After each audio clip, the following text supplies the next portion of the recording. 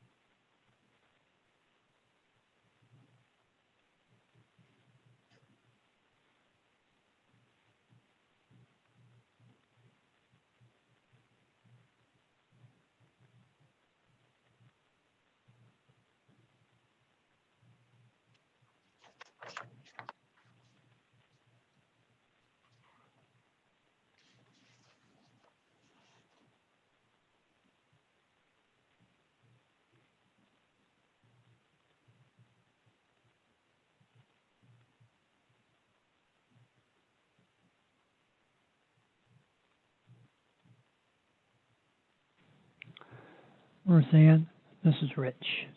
Will I be able to share my screen?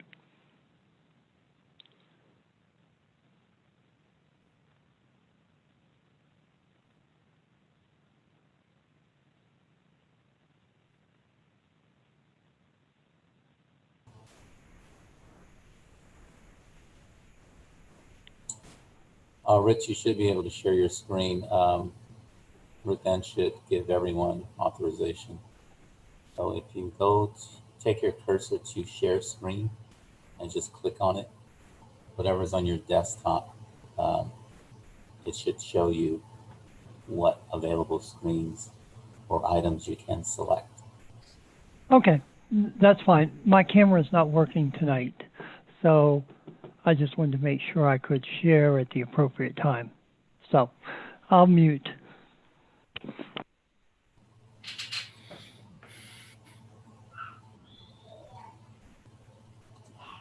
How's everyone this evening? Good. How about yourself? Good. Thank you.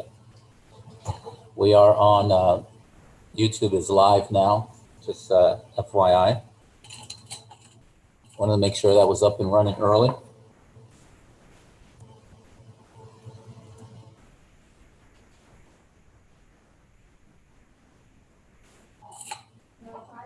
Okay.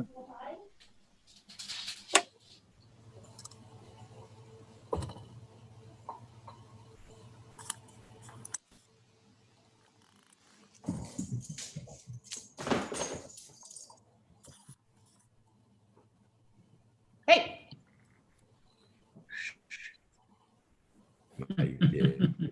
Can I don't hear anything. hey, Senator. Oh, hey, Jackie, I do now hear things. This is like Groundhog Day. Didn't we do this once before? We did. Remember the movie? Right. Good evening, Senator. Good Good evening. evening. It's good to see you. I've been on 2 Zooms today, and the governor was in Chester County today for down in New Gardens. So it's a lot of things going on. Yeah, I saw your article What? about the road. Thank you so much for that. I think it's important, and it there's a group of us who worked very hard. I remember, and I think you were part of the group to get the marker put up. And the idea is we as a society have to confront the history, and that history often is brutal, racist, and it's an important story people should know. It is. I agree. And thank you again. And what I did, and there were some things that I didn't know. I knew that I started where the road starts is where the church is where the NAACP was established. I did not know of the threat to a second person who was going to be lynched until I started to read the documents. Okay. All right. Which marker are we talking about? If you go down through Coatesville, it's a Youngberg Road. In fact, it's First Avenue becomes Youngberg Road. There is a marker. There was a lynching in 1911 in Coatesville. And we put up a historical marker in 2011. And in that lynching, the person was actually burnt to death. Taken Yeah, the Zachariah Walker. Yeah. Yes, Zachariah Walker. And so what I did is I put in a bill, and hopefully it'll be passed, to rename that portion of the highway in his memory. And we start where Modena Road meets Youngberg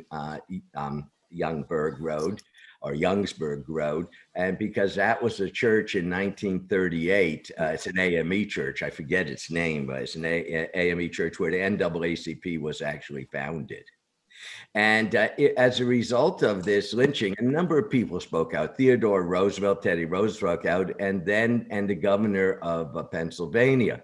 And it led to it took over a decade, but it led to the 1923 passing of anti-lynching legislation in Pennsylvania.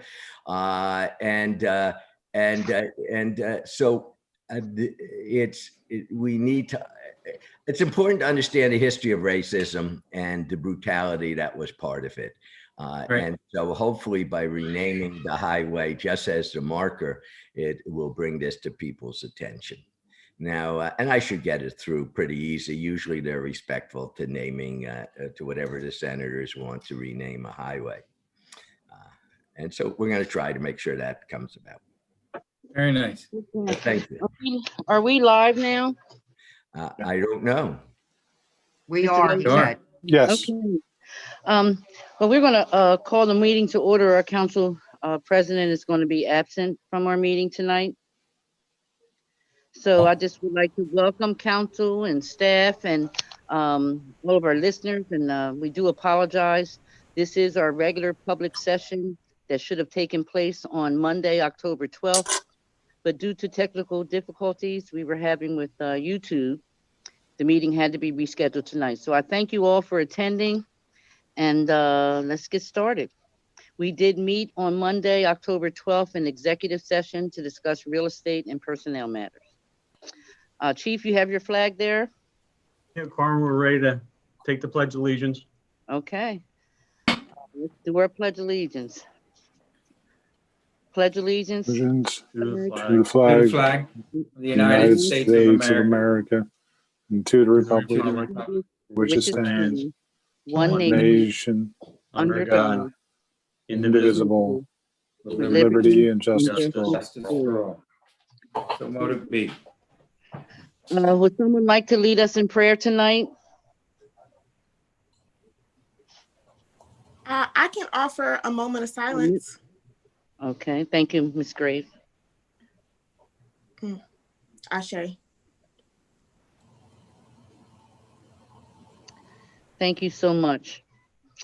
Let's get started. We'll first start with the approval of our minutes from September 28th. Is there a motion?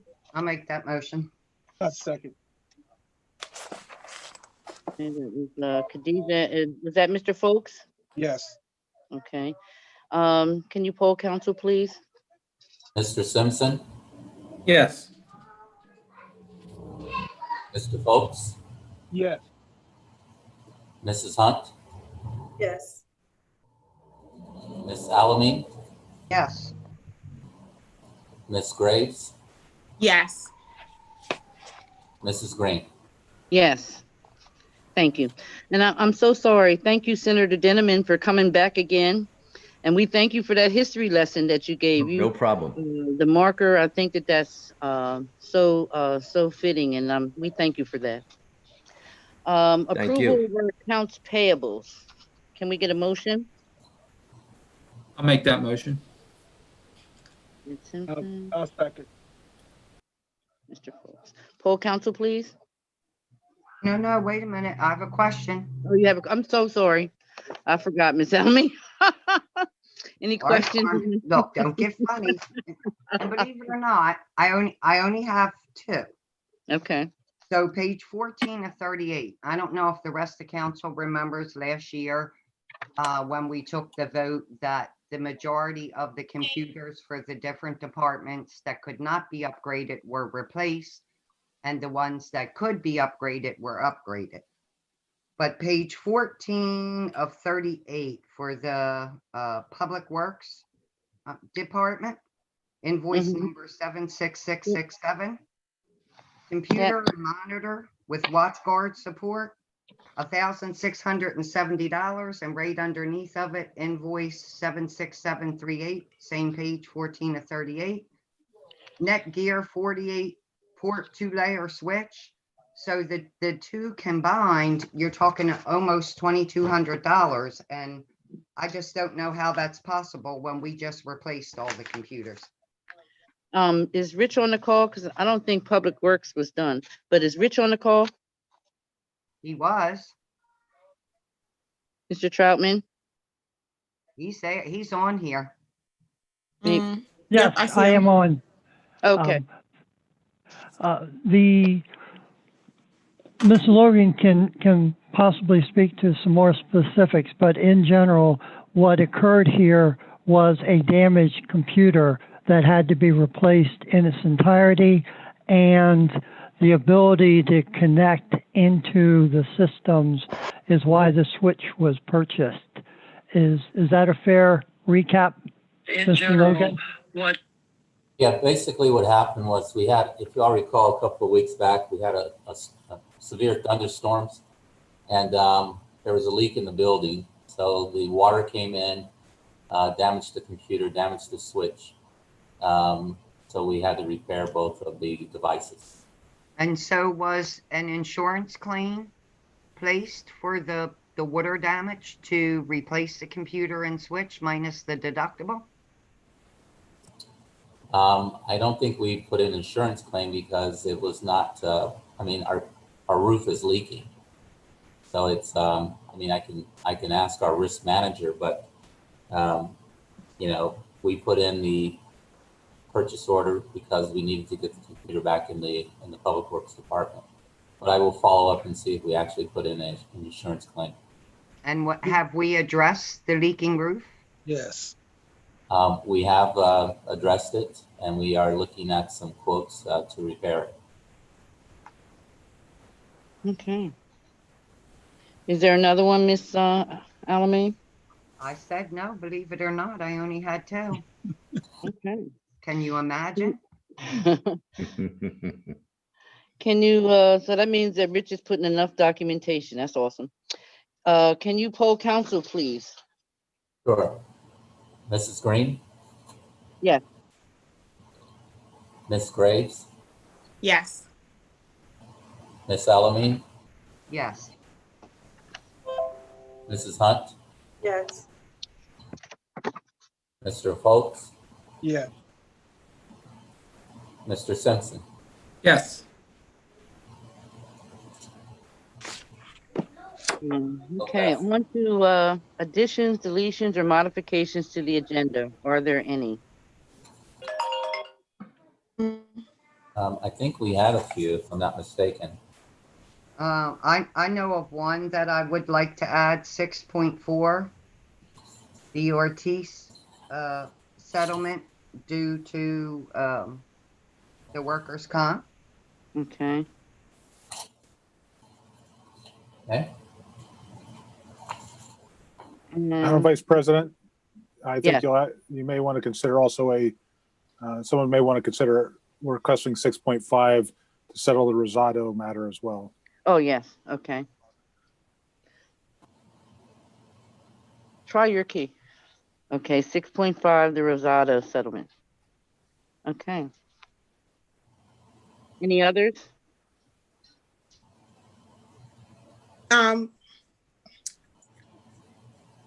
I guess we already discussed this, so I don't know if it would go into discussion items again or action items, but I found more municipal information on the SAM ordinance. Yeah, we do have a meeting scheduled for that already, Okay, so. yeah, I did see that. There's something, I mean, we're gonna have the meeting, I think, in a week. Do you want to Okay. save it until after that meeting to see what information? Yep, that works. That works. Okay, great. Any other additions or deletions? Okay. On to presentations.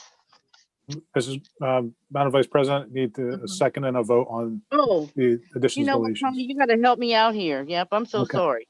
They I'll did make it. that motion. Can we do these as one, or do we have to do them as separately? You may do them as one. Okay, so the motion would be to accept the Ortiz settlement as 6.4 and add Rosado as 6.5. I'll make that motion. I'll second. sorry, who's second? Mr. Folks. Thank you. Okay, full council? Mrs. Green, Yes. Miss Graves, Yes. Miss Alamine, Yes. Mrs. Hunt, Yes. Mr. Folks, Yes. and Mr. Simpson. Yes. 6-0 carried. So those items are added. Okay, so now we're on to our presentations. Our first presentation tonight is to Senator Andy Denneman. And Senator Denneman, the city would like to present you with a proclamation for your retirement. And before we start, Mr. Denneman, can you just tell us how long you've been in community service? As far as, I know you were a commissioner for some period of time and then you became our senator. Well, it started out actually in the 70s when I was on the Downingtown School Board. And then continued in the 80s when when I started to come to Coatesville was in the 1980s when I was Democratic county chairman, and then went on to the state and national Democratic committees. It's been a long time, and certainly in terms of Coatesville, I would say probably the late 70s, early 80s is when I first came into the city, would go to the various events, especially at a number of the churches. And I believe it was in the 80s, late 80s, that I got an honor or award from the NAACP Coatesville branch. I remember Dr. Butler was president at that time. And then in the 94, 95, received an honor or an award from the League for Minority Education. And Mrs. Sandra Simpson was, who started, was president then and still is president. Still is, yes, she is. And I believe Coatesville, because of the good council you have, because you have a new manager now, and I think things are turning around. I think this is, we will see a renaissance. By that, I mean a rebirth. Coatesville has had a tremendous economic history. Please remember that the steel industry and the steel that was produced in Coatesville is what helped us win World War II. Because of the armaments on the ships. The 911 tower was built from steel made in Coatesville, and the fact that it's been some of it has been returned to Coatesville is a distinct honor that very few communities have had. And I think, and I know the museum that's being created based on steel, the number of developers now who have an interest in Coatesville. I really do believe that the council can be very proud of itself because and Mr. Logan as well, who understands so much about redevelopment and economic, the needed economic changes. It can be very proud of itself. And if all goes well, the railroad station, at least they tell me, is supposed to be started by the end of this year. Yeah. Amen. Right. But Yeah. what'll happen, you never know with Amtrak. But Coatesville, it's my clear understanding from Jen Granger that you're next, and nothing will happen anywhere else until the proper actions take place in Coatesville. And as you know, at least a week ago when I was visiting in the city, 4th Avenue and 3rd Avenue look good.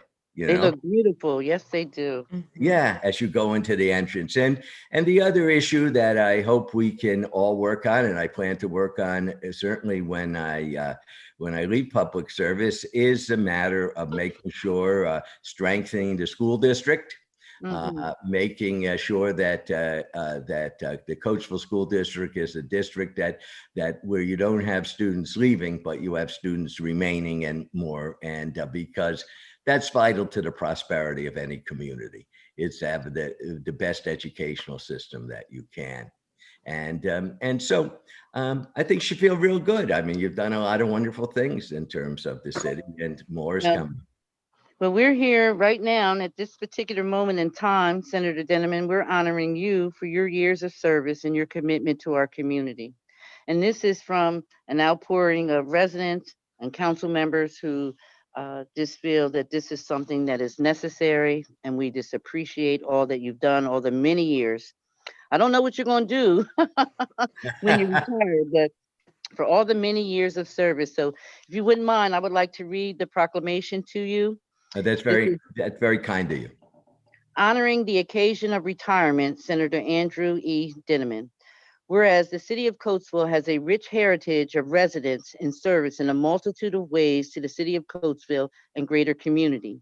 And whereas Senator Denneman has represented the 19th District in Pennsylvania State Senate since 2006. And whereas while in the Senate, his priorities include access to education, economic security, and job growth, local government control over local issues, environmental protection, and the quality of life issues. And whereas Senator Denneman serves as a minority chairman of the Education Committee and is a member of the Agricultural and Rural Affairs, Environmental Resources and Energy, State Government Transportation, and Veterans Affairs and Emergency Preparedness Committees. And whereas prior to serving in the legislature, Senator Denneman served 15 years as a Chester County Commissioner, making him the longest serving commissioner in county history. Now therefore be it proclaimed by the city of Coatesville this 12th day of October 2020, does hereby extend its congratulations and appreciation to Senator Andrew E. Denneman on his retirement commencing the 30th day of November 2020. And this proclamation is signed by our president, Linda Lavender Norris, and Senator Denneman. This is just a small tribute to the many things that you've done, the many accomplishments that you have made in your government service, the service to our state, our local, and our county government.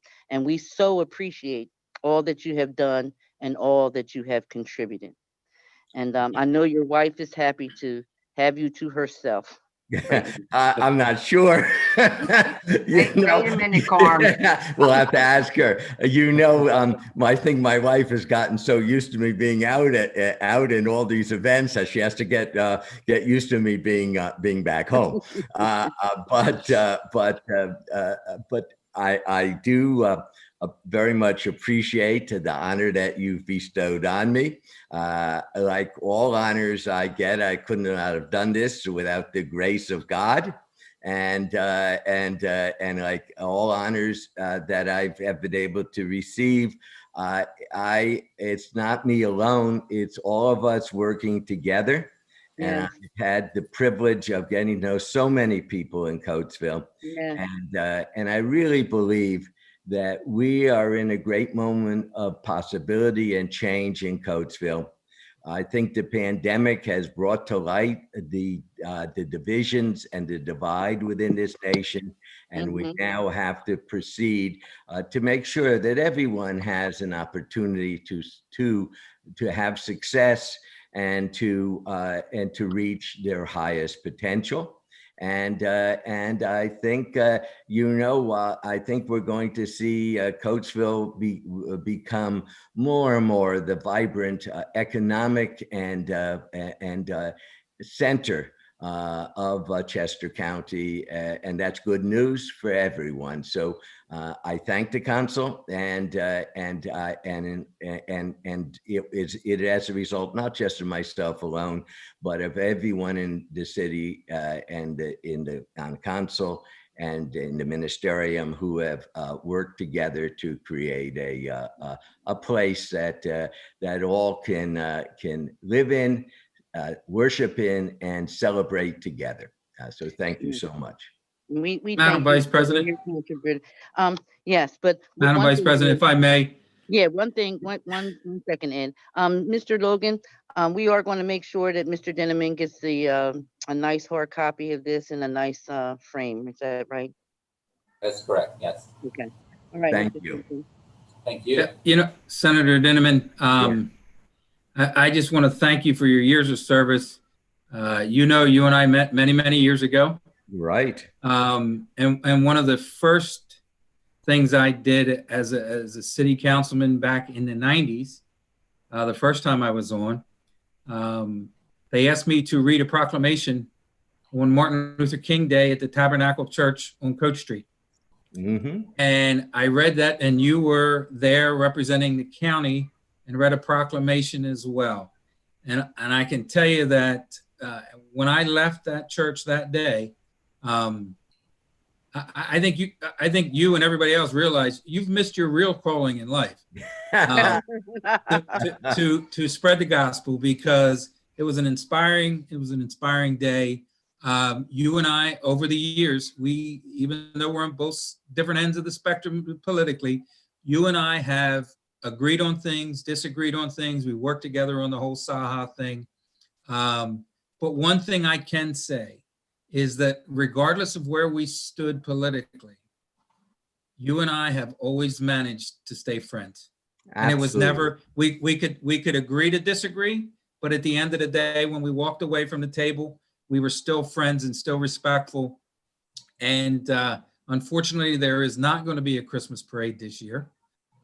They've canceled it, but you and I have walked in how many? I know I've walked in the last 16, and you've been there right there with me for the last 16 years, walking every November and December in the Christmas parade. And I just want to thank you for your many years of service representing, the county and in all your different positions. And it's been an honor and a pleasure to be there with you. Thank you. Well, thank you, Ed. And it's been good working with you. And what we have to bring back is a politics of civility, like what the two of us practice. It's absolutely essential. We've become a nation so divisive that has to end. And we have to, we can't create a new and better America until we end this excessive divisiveness and partisanship, which has taken over not only on the national level, but also taken over in Harrisburg as well. Amen. Senator Dinniman, Thank you. I would just like to say real quick, you already know how I feel about you and Margot. Thank But you, I'd Jack. like to personally thank you for all your years of service, all your contributions, and for always standing for what's best for the people, even if it was against the grain of salt. So I so appreciate everything that you've done over the years, and I appreciate our friendship. And I hope that you really, really enjoy your your retirement. But I don't know how you're going to sit still, because you are not a sit still type of person. Well, you are absolutely correct. And the first thing I will be doing after I get rest and get some things organized is to create a PAC, but not a PAC that backs candidates, but a PAC that will work for educational issues. We have so many young people today who aren't being given a good education. The COVID crisis, we're trying to do everything online. It simply is not working. For so many people, and we're at the cusp of potentially losing a whole generation of young people, and we can't do that. So I hope to continue my work in the area of education, and through that. And in fact, when the governor was in today, I talked to him about this, and he's of the same mind that what's amazing, what people might not realize, is 45% of the students in public schools in Pennsylvania are low income. And if we don't do something, it's a tragedy for not only for both the lives of these young people, but also for us as a Commonwealth. So that's what I hope to devote some time to. Yes, thank you so much, Senator Dinniman. I think I probably speak for all of us when I say that you have inspired so much of us to get into public service and to make a difference, just as a small working class person who has really gone on to shape what Pennsylvania is today. So thank you for your continued years of service. Well, you're such a wonderful example of young people coming in and bringing about new ideas, new energy, and hopefully a city, a state, and a nation that we all have opportunity in, and we can all be so proud of. So thank you, and thank you all for the honor that you've bestowed.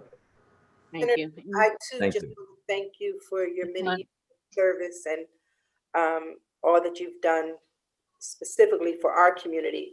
I don't think there's ever a time that I called you that you didn't show up and make sure that you're there representing.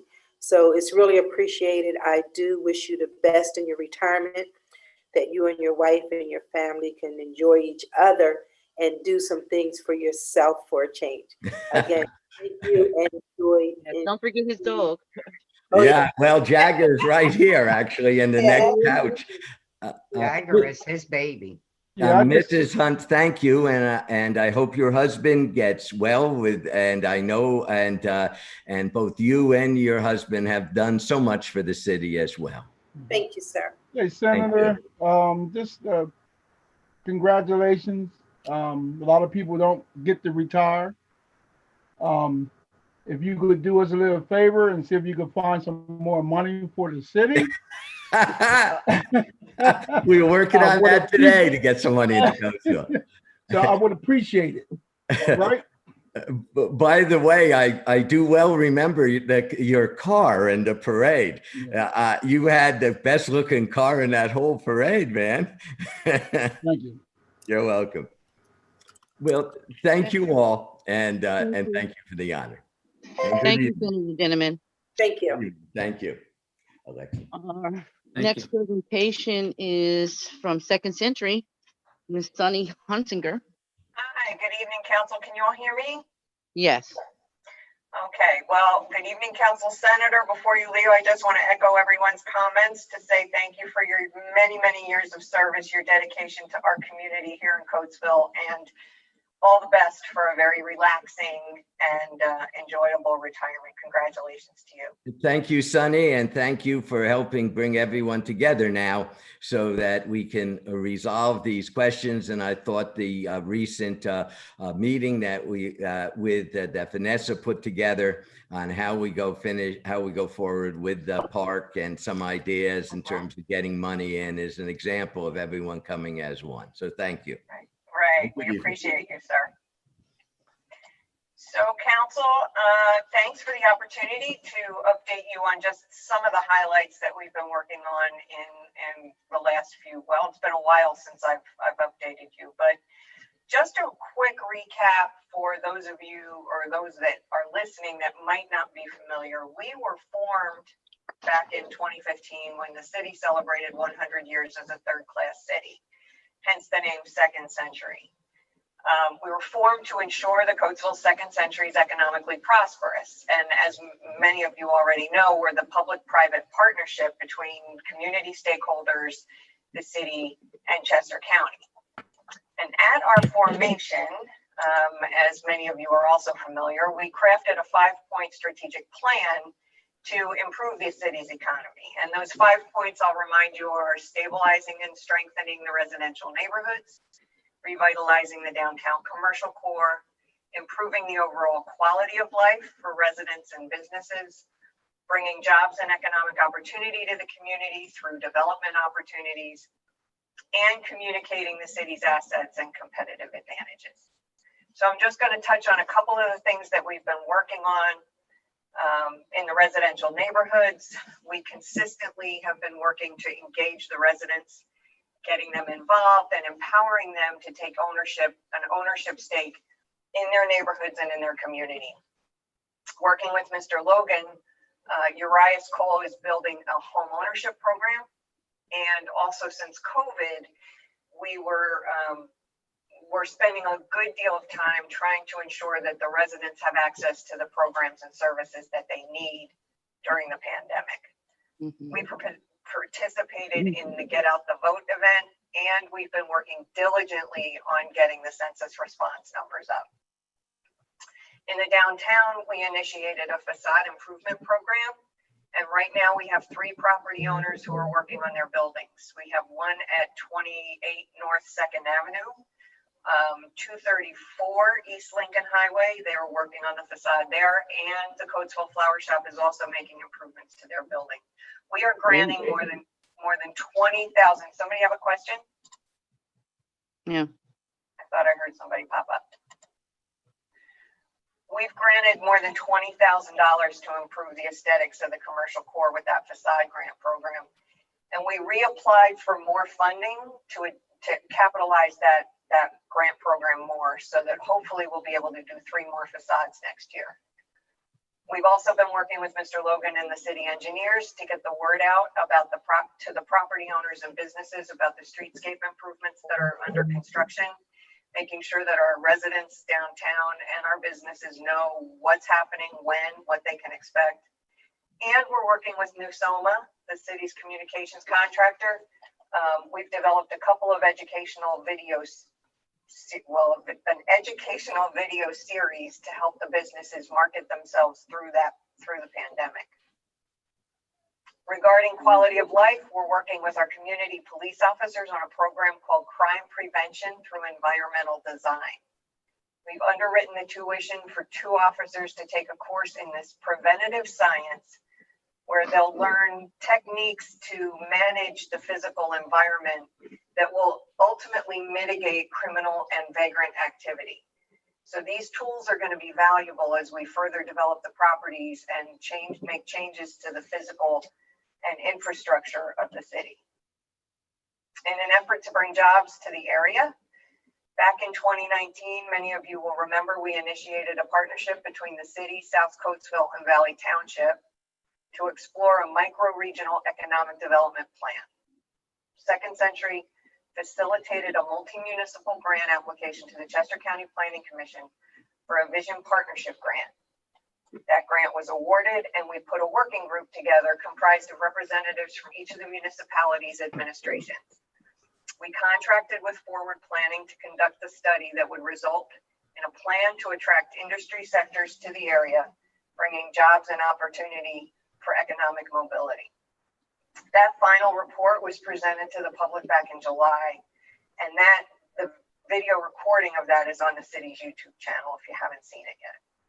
We're now at a point in that process where each municipality has to send the final report back to the grant monitor, Kevin Myers, at the Planning Commission. So as an agenda item tonight, or maybe not even as an agenda item, we just have council direct Mr. Logan to authorize Kevin to review that report.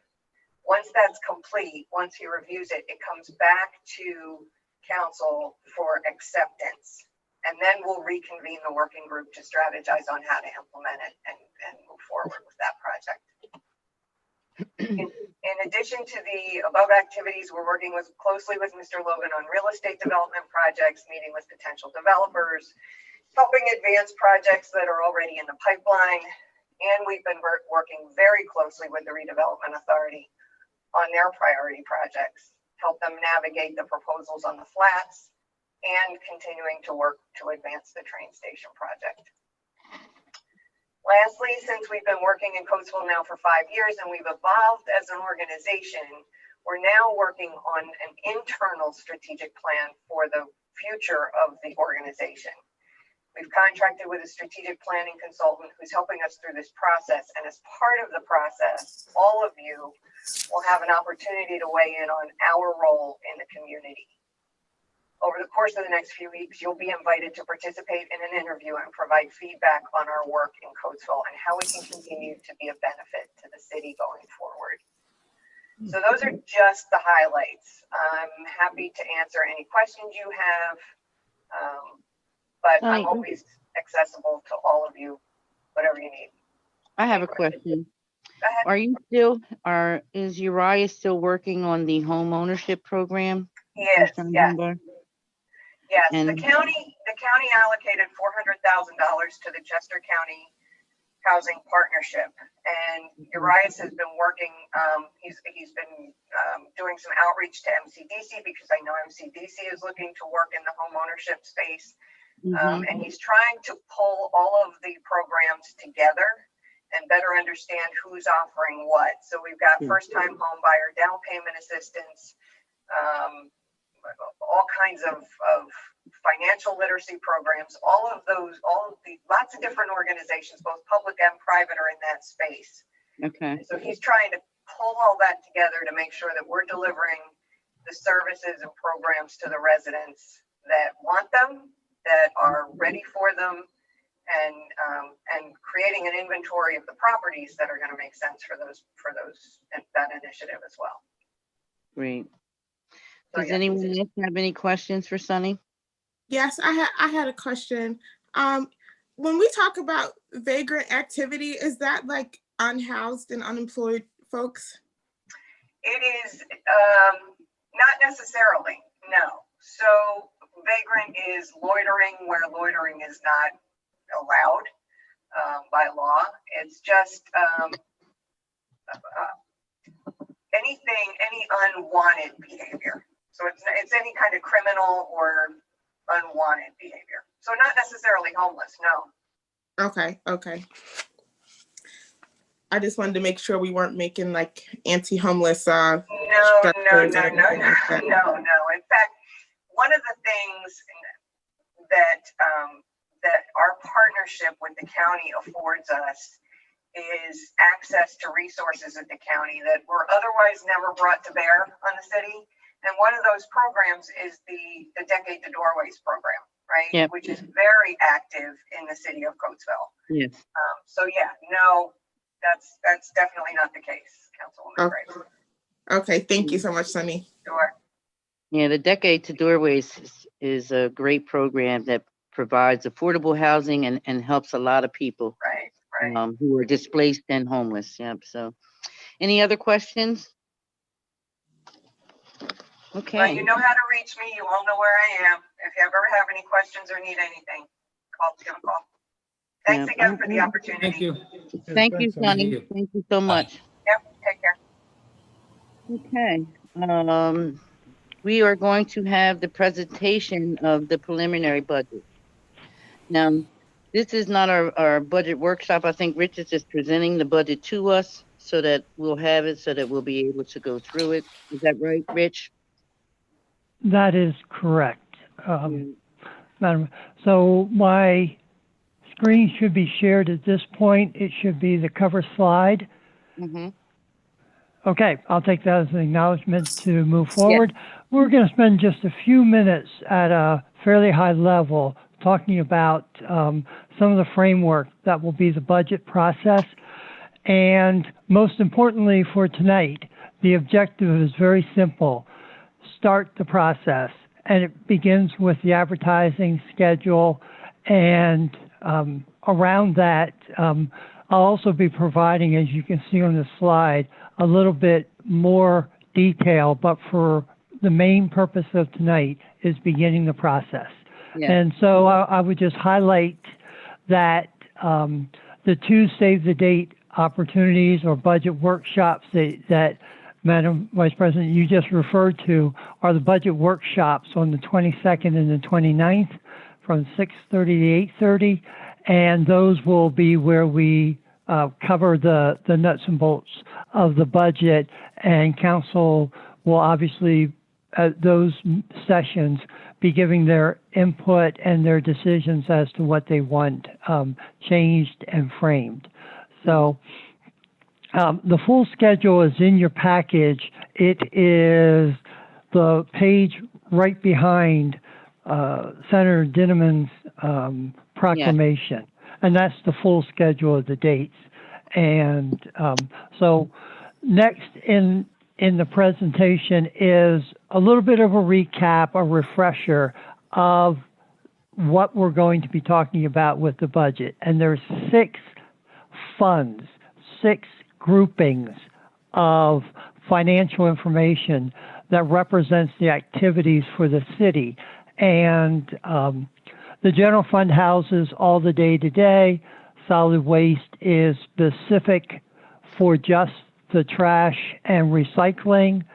The debt service is singularly focused on paying off City Hall renovation financing. The capital reserve is by far the most complicated. It has all the infrastructure. It's those investments in the infrastructure of the city. And liquid fuels is restricted based on the Pennsylvania laws and rules around the funding we get from the fuel taxes. And then the Grand Prix Fund is new to this list. The first 5 were last year and every other preceding year.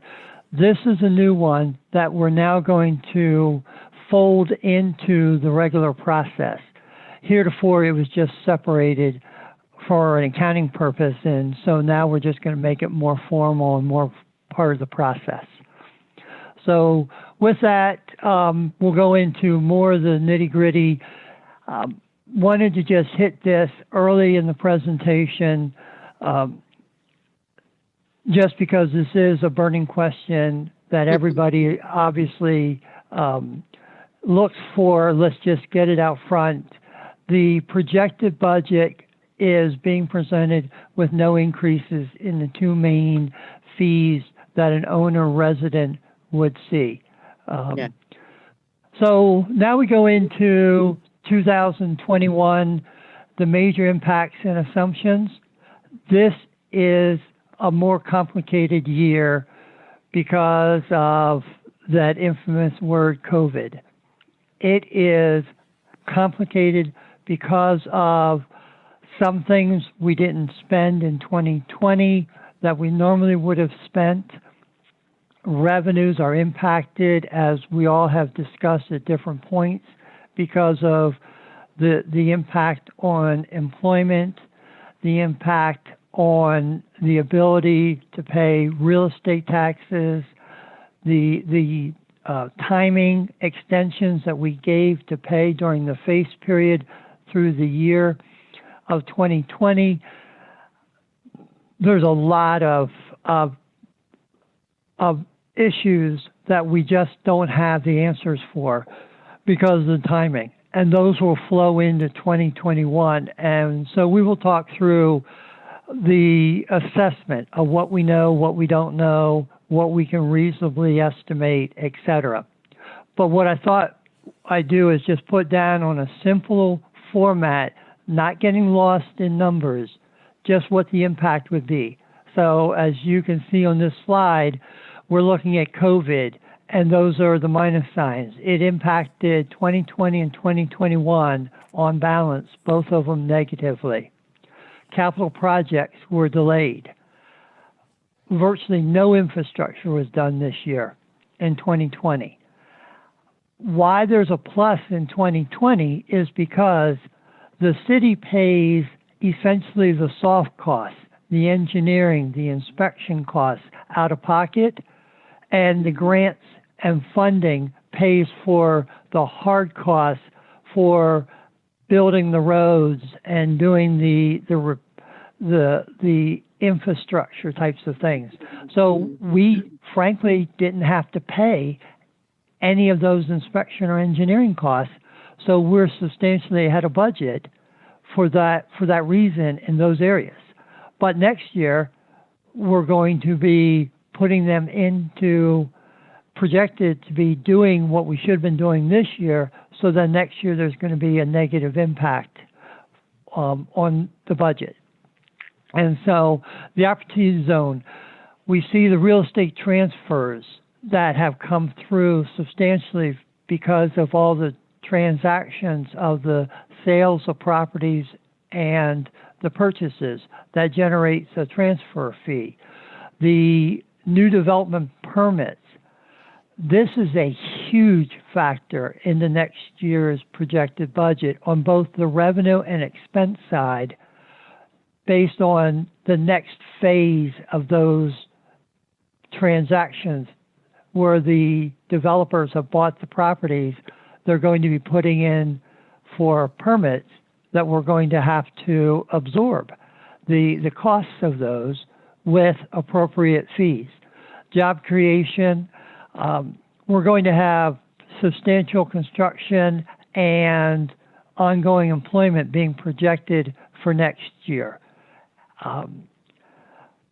And then the bonus of all this was that was a little surprising that flushed out was several of properties that were exempt are now going to be taxable. And so that's starting to flow through. And there's a good projection that we have stopped the negative downward reassessments that have been affecting our assessment values since 2006. So I'll go on to a few more of the impacts. The staffing, we have vacancies this year. We're projecting to fill them next year. We have 3 part-time positions that were projected for next year. That would be adds. And we have the increased compensation per the bargaining agreements that are costing us increased dollars. We also are going to have a projected cost of changing out our software. We have insurance increases for healthcare, for businesses, for business insurance, and we have increased pension costs. When you take the ones I just listed and talk through, it's essentially less than a dozen items account for the bulk of the increase. All other several hundred different items that get budgeted are accounting for about a 0.5% increase. So another way to say this is if we focus on the bigger items, we're going to get essentially all of the increase accounted for and discussed. So this happens to be the numbers portion, and it shows the different funds, and I'm not going to go each one detail, but essentially we're talking about the general fund reflecting largely the permits, but the items that I just talked to with the pluses and minuses. The solid waste, no increases on the revenue, but we're going to have an increase, and call it an inflationary increase on the main contract. Capital reserve, that reflects the huge increase of just doing work that was essentially stopped this year. Liquid fuels, the state has already distributed the amounts that we're going to get in a letter form that we'll actually receive in March. 10% decrease in the revenue funding. So we already know it's down, and as a nuance, it's going to be down in all likelihood 2022 as well, because this amount that you see in front of you only reflects about 3 months of COVID impact. So we have to be thinking ahead on utilizing the liquid fuels dollars prudently, which essentially means we're not buying heavy equipment. Then the debt service won't be changing much because of it is set. And then the Grand Prix is here. And as we all know, it was not held in 2020, so that's why it's such a huge change. So again, not dwelling the numbers, and we'll talk through those in more detail. And with that, I say thank you. And Madam Vice President, if you want to entertain questions, that's fine. Or counsel, I'll be willing to answer what I can at this point. Okay. Yes, any questions? Now, just keep in mind that our budget workshop meeting is Monday. We have, I don't know who's had a chance to review the preliminary, so we're not really getting into details regarding that right now. We are going to discuss each department's budget. Am I right, Rich, on Monday? Is that right? Well, not Monday. The 22nd. 22nd would be Thursday. Oh, Thursday. I'm so sorry. But October in principle, 22nd. yes. The answer to your question is, other than the date, yes, we're going to be going through the revenues in more detail, the expenses, departmental expenses, and we'll also be talking about the different funds and where the revenues and expenses are for those other 5 funds. I have a question about the dates. Did council, did we come up with these dates? Because I know Thursdays are not good for you, right, Ms. Hunt? Right. Yes, Did you're we right. come up with these dates, or where did these dates? I'm thinking that we were doing the opposite Mondays of our council meeting. But who came up with these dates, Thursdays? They were generally predicated on the schedule we had last year and mirrored that, but they are certainly subject to change. You can, as a council, decide on when you want to have them, and I'll accommodate your schedule. Well, let me just interject here. And Rich, do you mind stop sharing your screen? Yeah, I'll shut it down. So we did actually present the dates to council a few times, and as Rich mentioned, these are following last year. In the event that we start changing dates, these dates have to be advertised. Yeah. And so I just want to make sure you all are aware of that. So as we move them back, the number of work sessions we have, remember last year we got really close to the end of the year. So we actually have these dates kind of working backwards. So, we have 2 dates here, Mr. Logan. We have 2 dates, and we may very well need more than 2. You know what I mean? But we were mirroring what we had last year. And last year our budget meetings were on Thursday, and that's probably why I missed so many of them. But we'll I mean, I'm only one, but I do know that Thursday is bad for Ms. Hunt, and has been always. So I'm not I sure. would never have agreed to a Thursday. It's okay. I mean, it's important. It's something that we have to do. So if I need to make some adjustments, I'll do my best to make some adjustments. Okay. Does anyone have Mondays any? always seem to be good days. Mondays? We said, Yeah, Mondays I are think really- Mondays always seem to be good days Yeah, because that's we're, what you know, I thought we were doing the budget meetings on the opposite Monday. Yeah. That's what I thought, but if we agreed to it, then okay, I'll work something out. Well, I mean, we can certainly go back and look at those Mondays and then again, I just want to make sure that we get make sure that we publish the dates in time. So I think we need to have them at least in the paper for 10 days. Is that correct, Anthony? Not for the budget Yeah. meetings. The time requirements are once the preliminary budget is adopted. Okay. All right. Then we'll go back and look at those Mondays then. Okay. Thank you. Okay. Is there any other questions from anyone?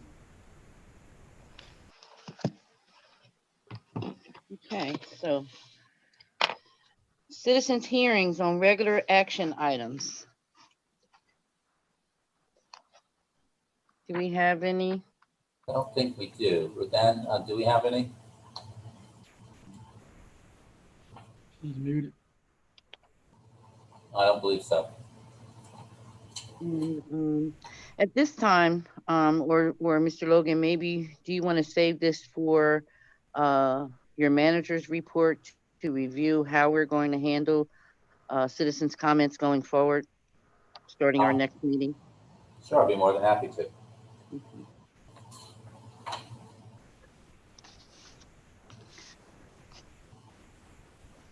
So if you can do that, and then we'll close citizens' hearings after you do that. Oh, you want me to do that now? Oh, that's what I was asking. Do you want to do it now, or you want to wait till your manager's report? I can wait till the manager's report. Okay. Okay, so is there a motion to close citizens' hearing? I'll make that motion. I'll second it. Oh, hold on.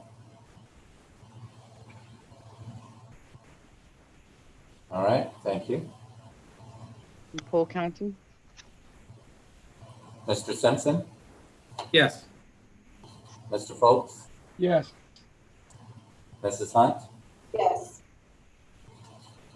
Ms. Alamin? I think she's on mute. Yeah. I'm sorry, yes. All right, Stop eating. great. Ms. Graves Yes. and Mrs. Green. Yeah. 6-0 carries. Thank you. Okay. So we're on to our regular action items. 6.1, receive and consider resolution number 2020-17, adopting for an amended City of Coatesville master fee schedule. Is this the second reading? Mr. Verway? This is just a resolution, Madam Vice President. So it does not require a reading, just a vote. Okay, just a vote. Okay, is there any questions? I'll make a motion. Okay. Second. Okay, Mr. Logan? Full council? Mrs. Green, Yeah. Mrs. Green, Yes. thank you. Ms. Graves, Yes. Ms. Alamin, Yes.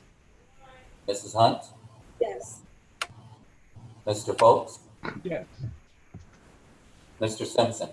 Yes. 6-0 carries. Now, I do have a question about 6.2, since we are right now looking to reconsider the dates. Does that matter if we go ahead and adopt the resolution to advertise, Mr. Verway? Madam Vice President, the council would only be voting to authorize or allow city manager and staff to publish the notices. It doesn't set the date, so that can move forward. Okay. All right, so 6.2, receive and consider authorizing the advertisement for special meetings and work sessions for the 2020 budget. Is there a motion? Make that motion. So be.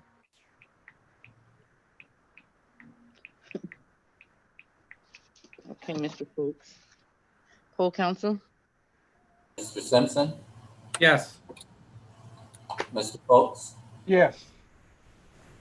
Mrs. Hunt, Yes. Miss Alamin, Yes. Miss Graves, Yes. and Mrs. Green. Yes. 6-0 carries. Okay, so 6.3, first reading of city ordinance for downtown revival. Is there I'll make a motion. I second. Council Vice President, I'd like to be recognized, please. Yes, Ms. Khadijah. I would like to move to postpone the question until the next regular meeting of the city council. Okay. Now do we make a motion for that? Madam Vice President, that would be the motion. There would need to be a second for action to be taken. I can second.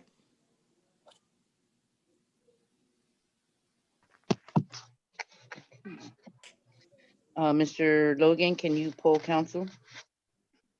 Wait, if I might, Mr. Verway, if there was a motion and a second, Correct. In order to make a subsidiary motion on the original motion, there are two for purposes of delaying a vote on a motion. The first is to seek to table the motion, or one can make a motion to postpone the question to a date certain or a time certain. In this case, it was a subsidiary motion to postpone the decision or the question until the next regular council meeting. Once that's motion is made and seconded, there can be debate about delaying the vote until the next session, but the debate is not to address the substance of the underlying matter to be voted upon. So that vote would take place if council approves a subsidiary motion, the matter would be postponed until the next meeting. So the subsidiary motion overrides the first motion that was made? That is correct. Yes. Okay.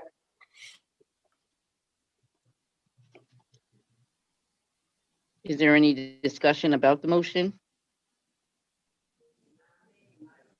Why are we postponing?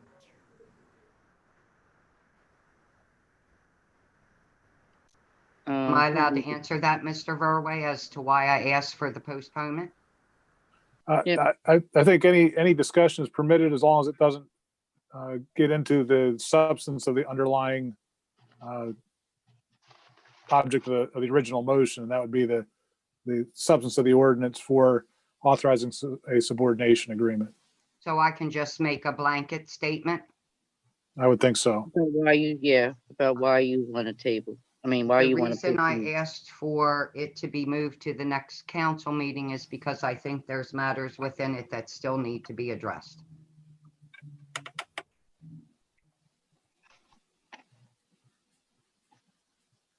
Any other questions or comments about it? Okay, Mr. Logan? Mrs. Green? Yes. I'm sorry, Mrs. Green? Yes. Can you not hear me? I didn't hear you that first time. Okay, I'm sorry. Miss Graves? Yes. Miss Alamin? Yes. Mrs. Hunt? Yes. Mr. Foltz? Yes. And Mr. Simpson? no. 5-1 carries. To postpone to the next meeting. Okay. So we're on to 6.4.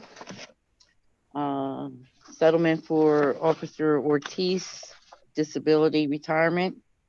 Would you like to elaborate on that, Mr. Verway?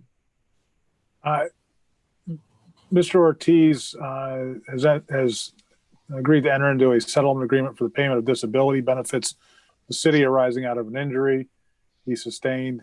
The motion would be to agree to the settlement as provided by the city's council, to approve that settlement based upon the payment of disability benefits. Great. The only thing I would add, Madam Vice President, is that this is a non-service related disability. It is not for a service related injury. Okay, thank you, Chief. Non-service related. Yes. Okay. Is there a motion? I'll make that motion. I'll second.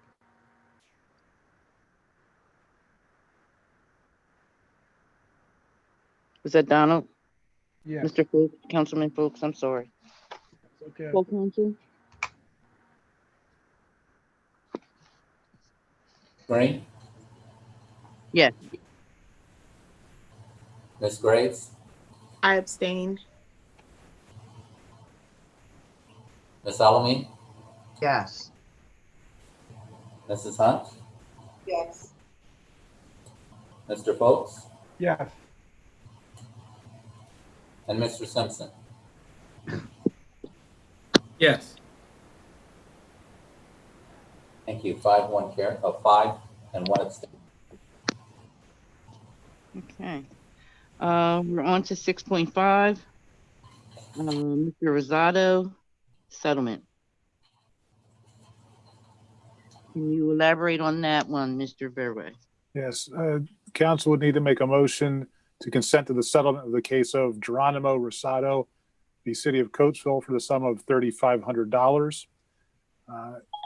That case involved a lawsuit brought by Mr. Rosado against the city of Coatesville regarding the towing of a vehicle. The city's insurance council has addressed that litigation, has recommended accepting a settlement of that case in the amount of $3,500. Thank you. Is there a motion?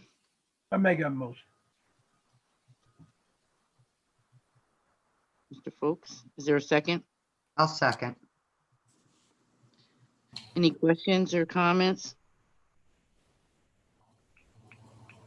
Can you poll council, Mr. Logan? Mrs. Green, Yes. Ms. Graves, Yes. Ms. Alamin, Yes. Mrs. Hunt, Yes. Mr. Folks, Yes, and Mr. Simpson. No. 5, 1 carries. Okay. That is the end of our regular action items. Can we get a motion to close action items? I'll make a motion to close. I'll second it. Poll council, please.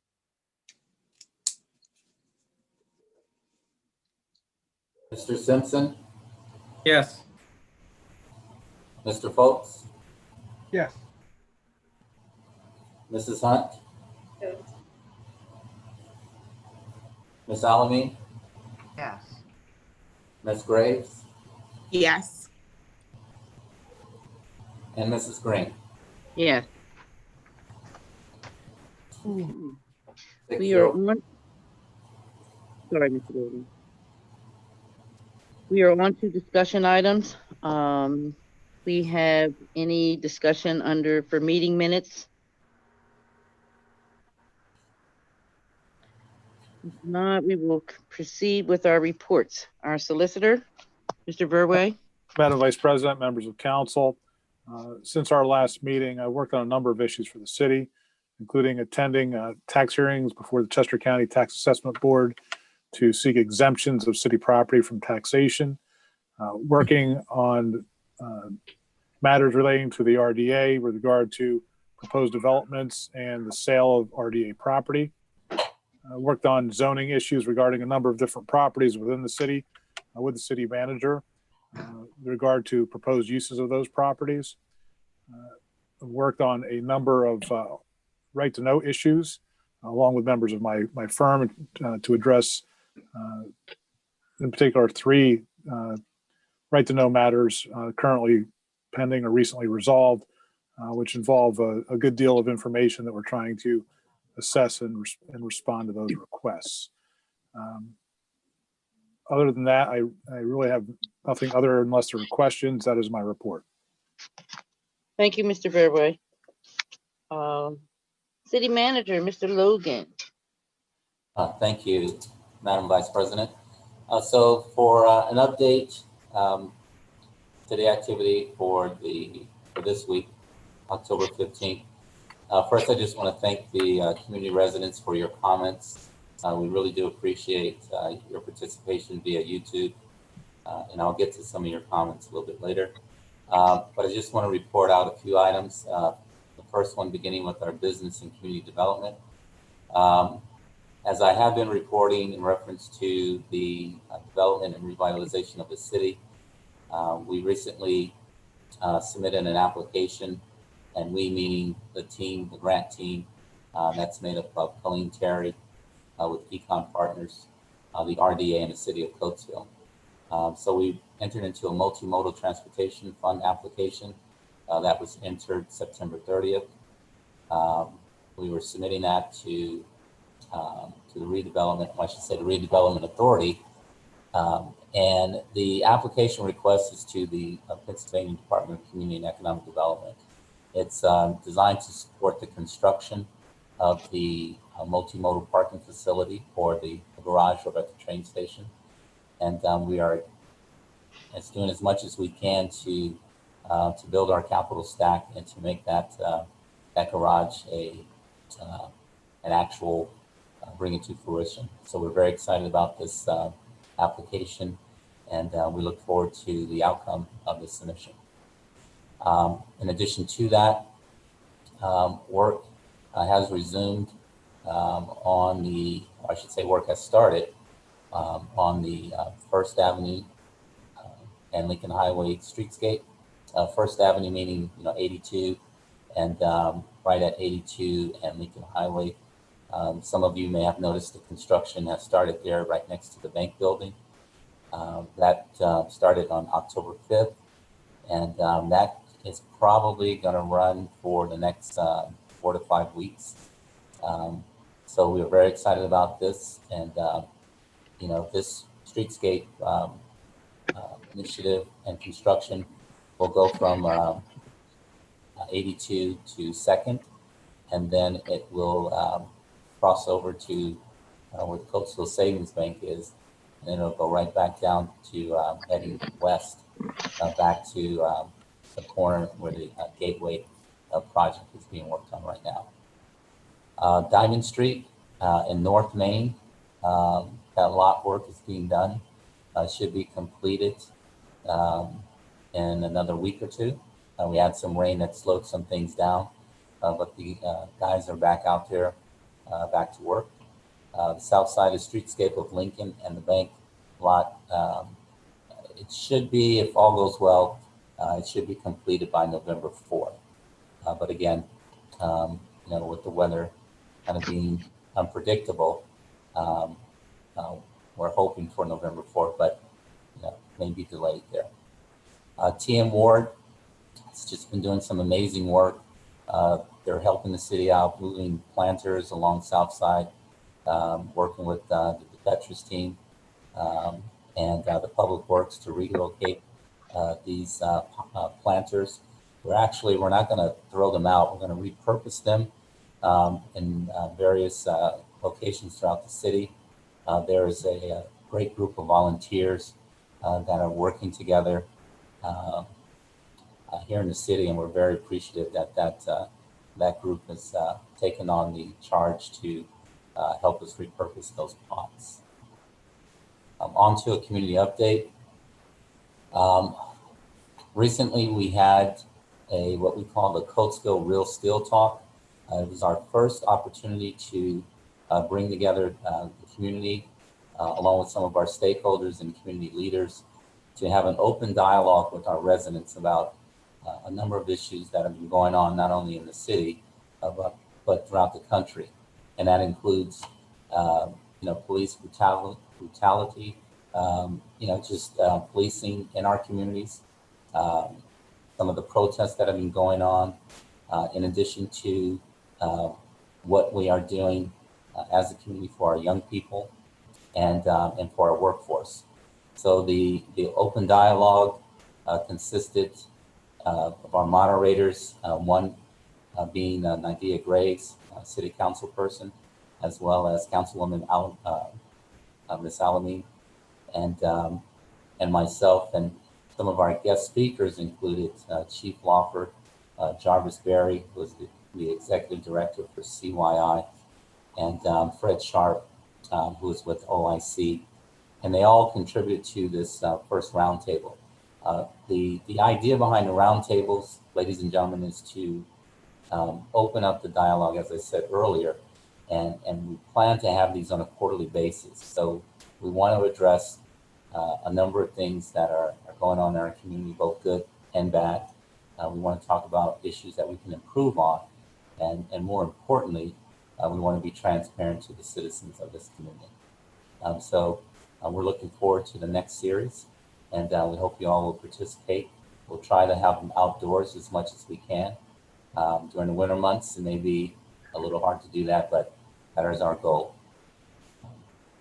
Moving on, and speaking of winter, we are still having our hosting, but we still have a COVID testing site here in the city of Coatesville at Lutheran Good Shepherd. That site is open on Thursdays from 10 to 3. Many of you have been following, the COVID numbers. We are still trending high, but one of the things that I have noticed throughout the city of Coatesville, more and more people are masking up, and they are keeping their distance, which is great. We still have to talk to our young people about it. We did have an uptick a couple of weeks ago in the city, and because we don't know who the individuals are, but the fact of the matter is, wearing a mask, a 15-cent mask, can prevent or at least reduce the infection rate. So I implore you, put on a mask, whether you're 6 feet, 8 feet away, that mask can actually save your life. So don't want to be preachy here, but you all matter to us.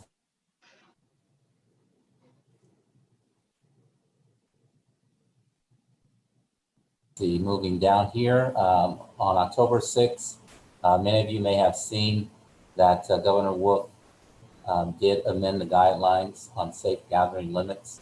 I won't go into details about it, but you can go onto the governor's website to look at the copy of the amendment, as well as the new guidelines and regulations.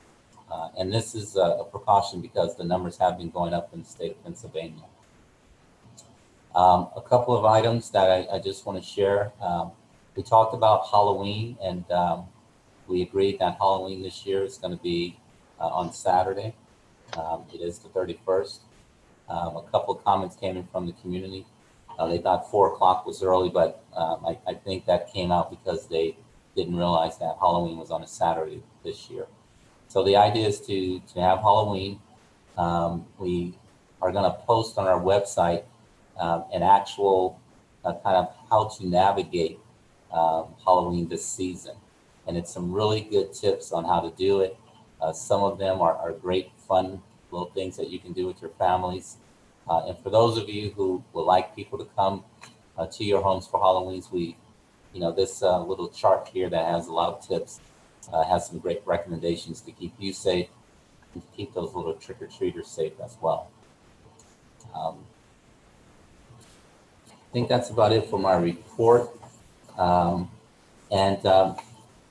Vice President, you mentioned something that we had talked about earlier this week, and that was in reference to our public participation.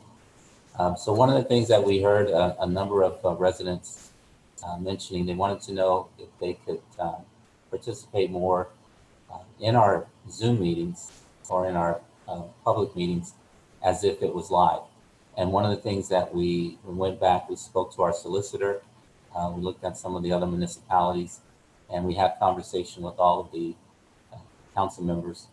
And, based on technology being the way it is, we can provide a way for the community to come in on the citizens hearing portion of our meetings. They would do what they would normally do if it was a live meeting. They would register, and the simple way to do that, and we will post this as well, but I'll just give you a quick demonstration. For those of you who have a cursor, you just go right down to the chat and you click on chat, and residents will be able to put their names in along with their address as if they were at a live meeting. And what we would do is when we are ready for the citizens hearing portion, we would read their names along with their address, and they would have 3 minutes as if it was a live meeting. After the 3 minutes has expired, their microphones will be muted, and then we would proceed to the next resident or the next person who would have a comment. So Now, it would be, I'm sorry? Now, Mr. Logan, when they put their name in to be speaking, they would need to distinguish if they are for agenda items or non-agenda items? Because Yes, we have two citizens hearings. Correct, yeah. Yeah, so it would be just be, again, as if we were live, so you're absolutely right. It would be for agenda items or non-agenda items. So they would need to say that when they sign up, they would need to put if they're wanting to speak on something for an action item agenda or whether it's just something else. That is correct. Yeah. So we would basically, duplicate the forms that we normally have in our, right upstairs. And we would just, put that in the instructions. Great. Awesome. A few other things that I just want to share. On October 19th, the city of Coatesville has partnered with United Safety and along with CYI and the young women and young men and women in charge. And we are bringing approximately 30 students out to United Safety for a workforce and development program. The students will get an opportunity to tour a 20,000 plus facility, a lot of space to move around, a lot of social distancing. And the actual workshop and training will be provided by the skilled employees at United Safety. They will focus on different skills such as mechanical, assembly, welding, computers, basic tool, budget, and more. This is a pilot program. This speaks to one of the initiatives that's dear to my heart, and that's creating a workforce pipeline for the city of Coatesville residents and young people. So we're very excited that United Safety has stepped up as a champion to assist in this, and they've gone out of their way. I mean, you should see what they're doing for these young people. Craft Buses is providing the transportation. They have 4 to 5 buses. They're following the CDC guidelines and more. And this is a wonderful group effort that industry and families are putting together. So we're very excited, and we're going to be excited to hear from these students. The ages of the students are between the ages of 12 and 16. So I think you're going to be very excited about their experience. That concludes my report. Okay. Is there anything, Rich, do you have any report tonight or you're fine? Yes, Madam Vice President, a quick update. In your package is a page from the results for August year to date. And I would just point out that if we're looking at the sheet, one would see that we are 2/3 of the way through the year. The circles on the sheet represent that each of the funds is spending less than the proportionate part of the year, so their spending rate is less than what was budgeted.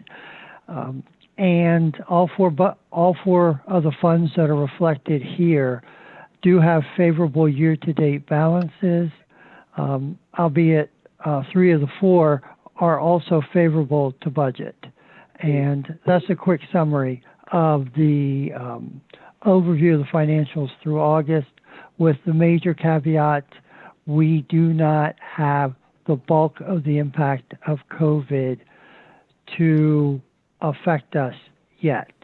I'm not saying it will, but our major impact will first be felt late October and the month of November. That's when we're going to have a better feel for the extent that the city has been impacted. But so far, we are weathering it as well as can be expected.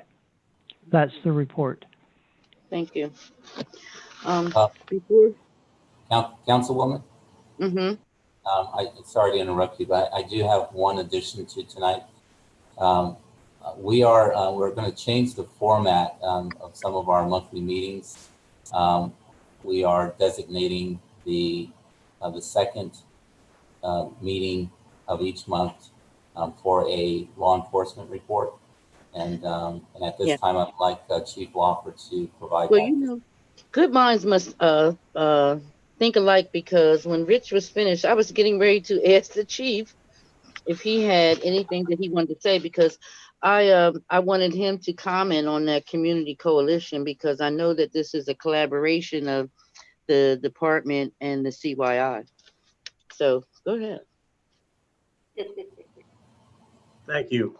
Thank you, Mr. Logan. I think we've decided on I believe it's the first meeting of the month will be the police department's report. Oh, I said second. Sorry. I'm sorry? I think I said second Monday. So yeah, you're Okay. right. Yeah. The first meeting, second Monday, first meeting of the month, right? So our intention, sort of a new report from the police department, and our intention would be the first meeting, the second Monday of the month, to sort of give a recap of the previous month from a statistic and major event perspective, and then also maybe just touch briefly on some upcoming things that might be happening in the next month. So statistically, pretty much our UCR report is what governs our statistical reporting, as we're mandated through the state and then through the FBI. Each month we submit our uniform crime report, which basically just breaks our reported crime down into two categories, part ones and part twos. Part ones are more serious crimes and part twos are lesser crimes. Typically, we average about between 40 part one offenses and 70 part two offenses per month. And that really hasn't changed during our COVID months here. Since March, the total number of crimes have stayed pretty steady, right around that. This month, for the month of September, reporting was 39 part ones and 69 part twos. So we have remained pretty consistent. The one thing that we have noticed in our crime trend during our COVID months here is that the violent crime seems to have decreased for occurrence here in the city. Although we did have the one spike in September where we had the 3 shootings in the one day. That was sort of an aberration that we experienced when you look at the last month since March until present. So we're hopeful that trend continues as we hopefully begin to come out of our COVID experience here. The other statistics that we do report on our website, on our Facebook page rather, are those statistics that are generated out of the 911 center. And they do a good job of putting together a nice pie chart that we put out on our Facebook page for those who follow us on Facebook and are statistically minded. They can look at the nice chart that's provided by the county. And for September, we responded to 1,446 calls generated through 911. And that's pretty much typical for us for a call volume with regard to what is generated through the 911 center. We also maintain a call log on station, which for the month of September was 2,308. That includes the 911 center calls, but then there's also typically about 1,000 additional calls in that number that we field here on station when somebody comes into station to report a crime or a phone station directly to report an incident that we have to respond to. So that also gets factored into our statistics for number of calls that we respond to each month. So that's our statistics. Typically, the UCR stats are always available on the state's UCR webpage for anybody that's interested. Unfortunately, this month they are down for maintenance, but in future months, toward the end of October, they should be available on the state's UCR webpage, where you can view the individual breakdown for Part 1s and Part 2 offenses, not only for the city of Coatesville, but all the surrounding municipalities also across the state, actually. So just some additional events that happened in September of note. We participated in the annual Salvation Army barbecue on September 5th and Labor Day weekend. We had a couple officers involved with that. One officer was working the grill. So we appreciated the opportunity to network and to make contacts within our community. We also did the Labor Day fireworks, which were a big hit, just really a great display of fireworks. So we provided traffic control and some crowd control for that. It was all went off without a hitch and was conducted safely. We also have September 19th was National Law Enforcement Appreciation Day. And we were fortunate enough to receive a variety of different expressions of gratitude and support from our community for Law Enforcement Appreciation Day. We also participated in our first roundtable that Mr. Logan had mentioned with our community partners and stakeholders. It was a start of a conversation we hope to continue with those same stakeholders in the community. We also had, statistically for the month of September, we had 4 Narcan saves, brought our total year to date to 23 Narcan saves by the police department. That does not include Narcan saves by EMS, but they are police department generated Narcan saves. We also installed and gave away 8 car seats during the month of September. And each of those car seats is professionally installed by one of our certified car seat technicians, and make sure that the individuals that are receiving those seats know how to properly install them and safely use them so that our children are safe when they're buckled up in their car seats. Additionally,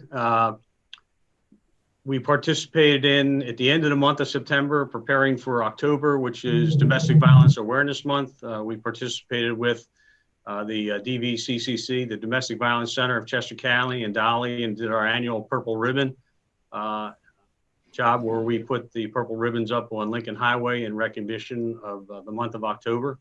And also our Main Street manager, Charles Green, assisted us in making sure that we got those purple ribbons out there for everybody to see. And Sunny did mention just some upcoming training. She did mention that we are participating through Sunny, making the tuition money available, sending 2 officers for the crime detection and prevention through environmental factors training.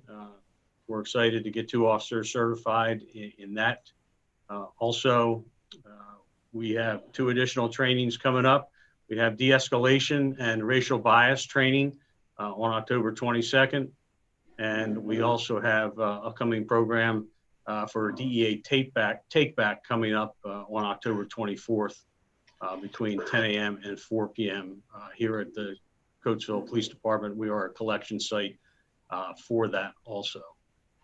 And just a general reminder to the community, to those who might be listening, that we're certainly here to serve, and we would be happy to answer any questions that anybody might have anytime during the month. You're welcome here at the police department for any of our citizens to reach out, and we certainly would be happy to answer any questions that anybody might have. I'll just wrap it up here by just we did receive a recognition. See if I can read it here. This recognition was from the local VFW post, post number 287.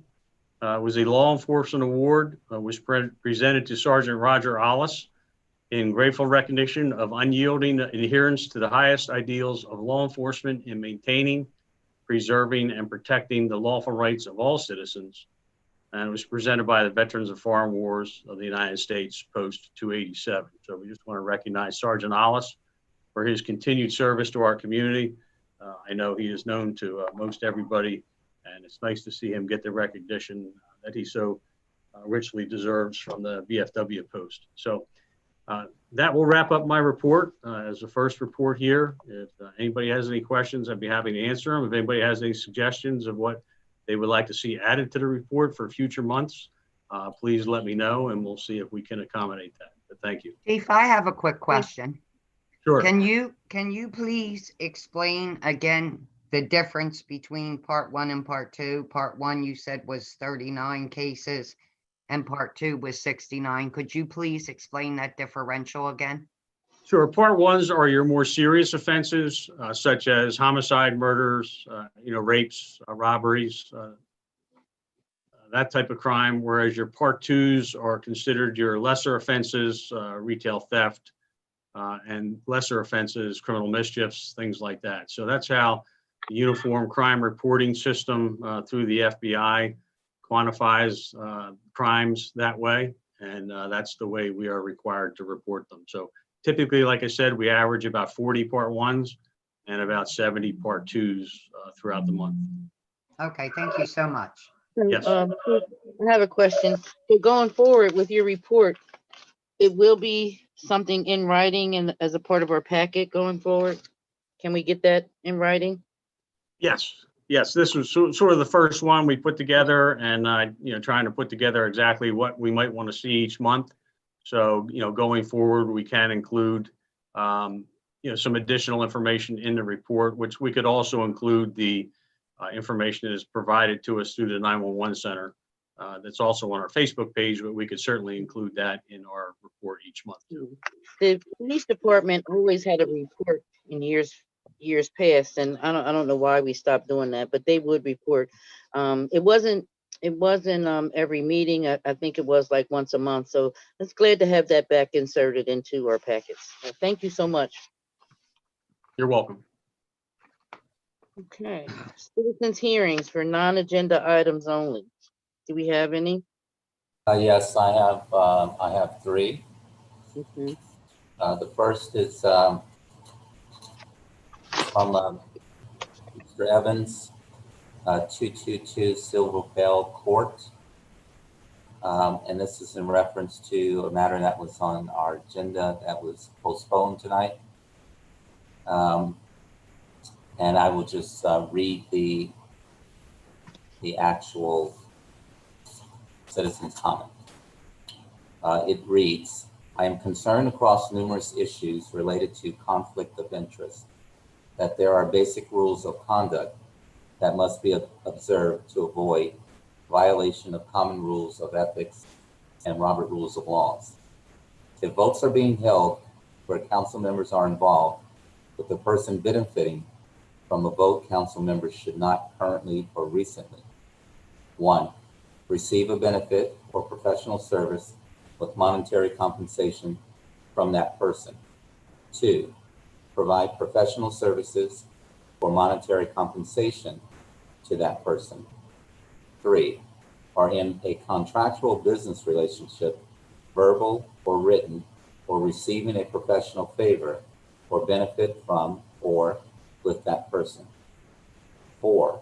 Or sit on a board together and collaborate on and share information on projects and matters being voted on with that person.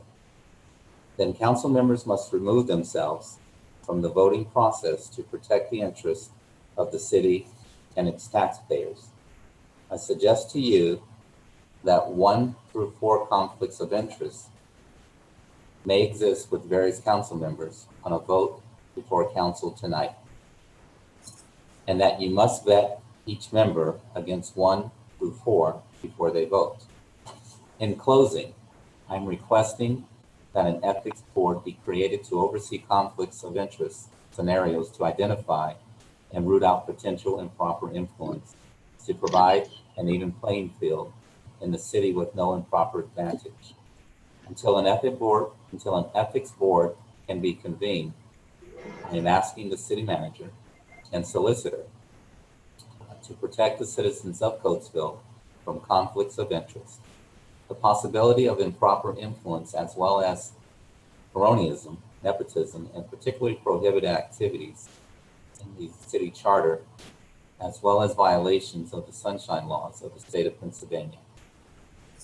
In your In your effectively leading the revitalization of the city, it is important that every decision is made under strong light, with transparency, and free of any conflict of interest that may color a vote. Sincerely, Mr. Paul Evans, President, Coatesville Housing Association. Mr. Verway, Yes, ma'am. I don't know if that's something that you want to address, that there is a state ethics board that does handle that. Well, while there is a provision in the city charter addressing conflicts of interest and disqualification from action, the comments go across a couple of different issues, but I think principally there really is no provision for the creation of an ethics board or panel. Complaints regarding violation of a conflict of interest governed by State Ethics Act would be referred to the State Ethics Commission for resolution. With regard to the provisions of the charter, there is, again, no provision for an ethics committee or group or anything to make that determination. It's going to be up to each individual council person to determine whether or not they believe they have a potential conflict of interest. If they do, they're welcome to consult with staff or myself to address that issue. But there really isn't a mechanism for setting up that type of review. The challenge would be that if there's a violation under the charter of a conflict, that the contract might be voidable. But again, that would be it's on a case-by-case basis. If a member of council thinks they have a conflict or potential conflict, or if another member of council thinks there's an issue, certainly can talk about that and address the issue. Now, we all sign a ethics form once we take office, and that is filed with the state. Is that correct, Mr. Verway? There's a financial disclosure statement, Madam Vice President, that all members of council file each year, which sets forth things like sources of income, ownership interests, that kind of thing that could create potential conflicts of interest. Okay. Okay, so if council has, if anyone does have a conflict, I guess they would bring it to light. And they would have to be gaining from this, any transaction. Is that correct, Mr. Verway? It would have to be a benefit that's accrued by virtue of the contract that's voted upon. For example, if there's a bid for paving and a member of council has a paving company, they would not be able to vote on that contract determination if they had a direct interest in that particular contract. Would be one example. Having there may be an indirect benefit as well, but generally, if you're just doing work, say you're a carpenter and you do work on buildings within the city and you do framing work or whatever, and you happen to have a contract with an individual who owns a company that's engaged in a transaction that might come before the city, that doesn't necessarily mean you're going to have a conflict of interest. But again, each instance is going to be fact-based. So we'd have to look at the facts of each case and then talk about whether abstaining from a vote would be appropriate or not, and then go through the process of such abstention. So it's primarily if you're going to get a direct financial gain from that vote, you need to abstain, correct? That is the most clear example, yes, sir. So for Mr. Evans, he's out there, it's a direct financial gain for anything that may come up. You would have to be, transparent and say, hey, I may benefit from this, but if there's no direct financial gain, just because you have some sort of relationship, doesn't mean that you have to abstain. That's correct. If you were to receive you also can't receive a gift or something as a benefit, but obviously doing work is not the type of direct benefit. Correct. Anything else? Anyone else? Okay, Mr. Logan. All right. Next one. Our next citizens hearing comment is from Ms. Lori Shannon Bailey, founder and CEO of Coatesville Area Juvenile Alliance, Justice Advocate. This is a notification that the public is invited to join the Pennsylvania Juvenile Task Force viral meeting on Wednesday. Fortunately, that was yesterday, but I think you'll be able to, if you go to the Pennsylvania Juvenile Justice Task Force website, you should be able to still get a copy of the virtual meeting that took place yesterday, unfortunately. But just in short, the goal of the task force is to issue recommendations that will protect public safety, ensure accountability, contain costs, and improve outcomes for youth, families, and communities in Pennsylvania. Leaders from all branches of the state government formed the Pennsylvania Juvenile Justice Task Force last year.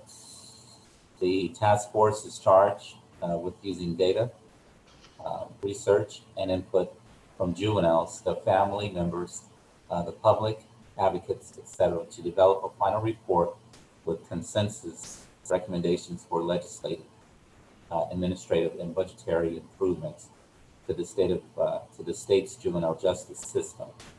As part of the task force study of Pennsylvania's juvenile justice system, members are holding roundtable discussions to collect input from a wide range of stakeholders across the state. General themes from these meetings will be reported back to the task force. It will be anonymous, and no names will be used.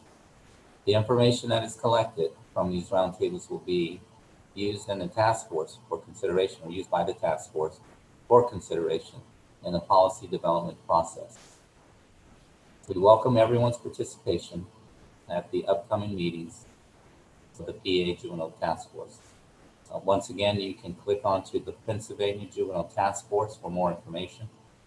And Ms. Lori Shannon Bailey sends her sincere thanks for each of you for ongoing support of the juvenile justice reform.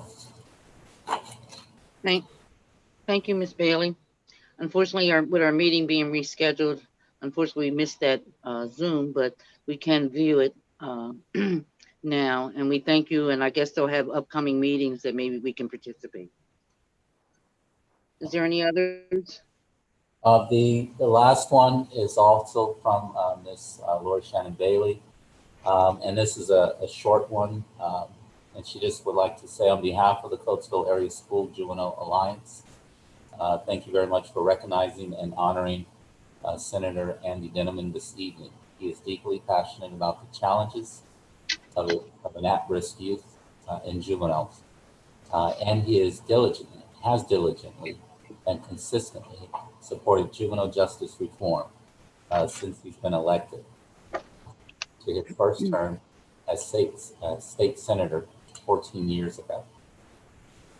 Excuse me. Clearly, Senator Dinniman has paved the way for his predecessor to continue his juvenile justice reform initiatives. CHAA looks forward with great anticipation to collaborating with all elected officials, juvenile probation law, and community to eradicate the school to prison pipeline. Again, thank you all. And that's from Ms. Lori Shannon Bailey, founder and CEO of the Coatesville Area Juvenile Alliance. That is all I have for this evening. Yes, thank you. And normally we really need to understand that on citizen comments, there's one opportunity. But we do appreciate the work that you do, Ms. Lori Shannon Bailey. Is that it, Mr. Logan? That is it. Okay. Any special events? Well, we have a couple of special events coming up. Let me just. There's nothing here in our packet, though, for it. Well, I was just going to say, you all know about the fish rodeo, so that was one. and then the premiere for the movie. Bypass. Correct. Yeah. Okay. Okay, council comment. Mr. Folks? Yeah, how you doing? To the chief, man. Thank you. I remember when I was on civil service, and I worked with the chief and the new guys that used to come in. I used to tell them, you know, good is the failure of excellent. I told them cops to be a good cop. Don't be a good cop, be an excellent cop. Sergeant Oliver's got that award. That's Flex, our chief.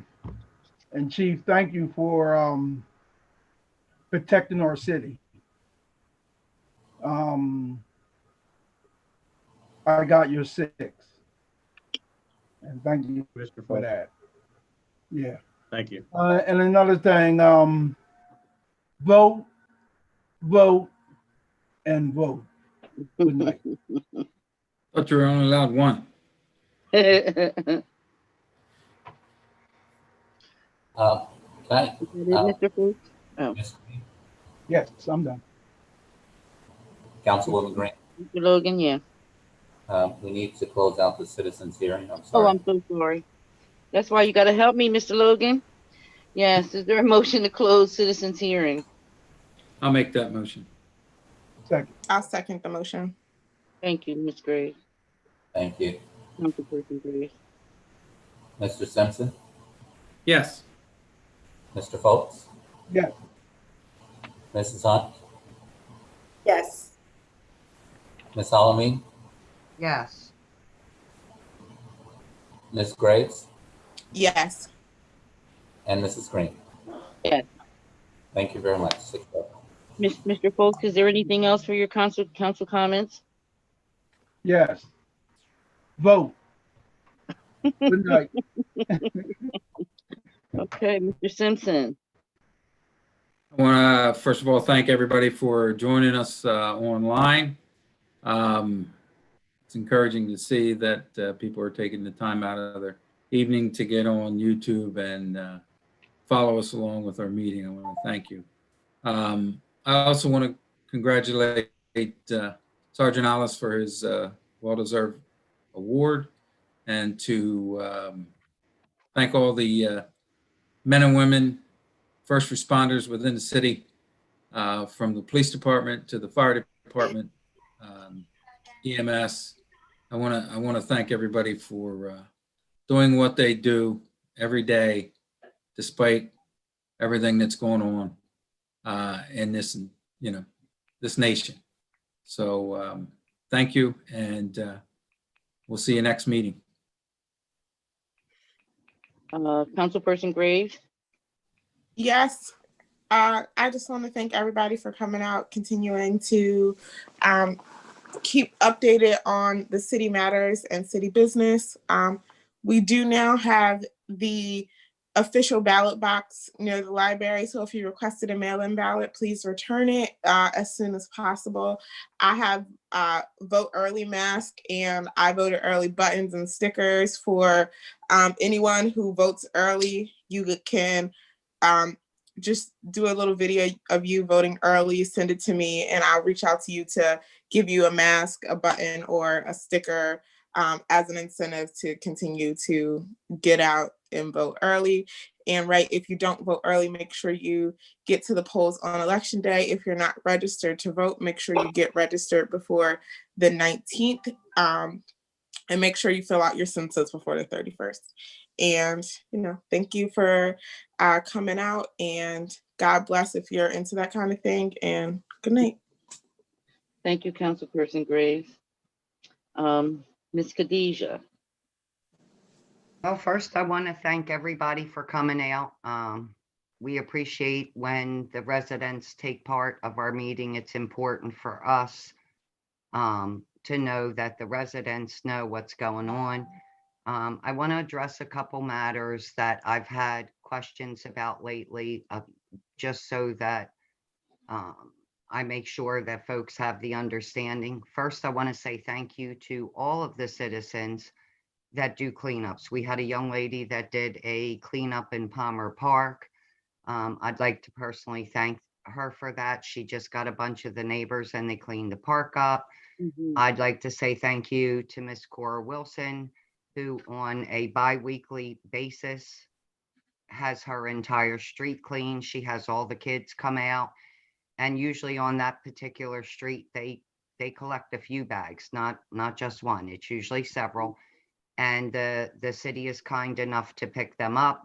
So any of the residents that want to do a cleanup, feel free to do so. And we thank you so very much for doing it.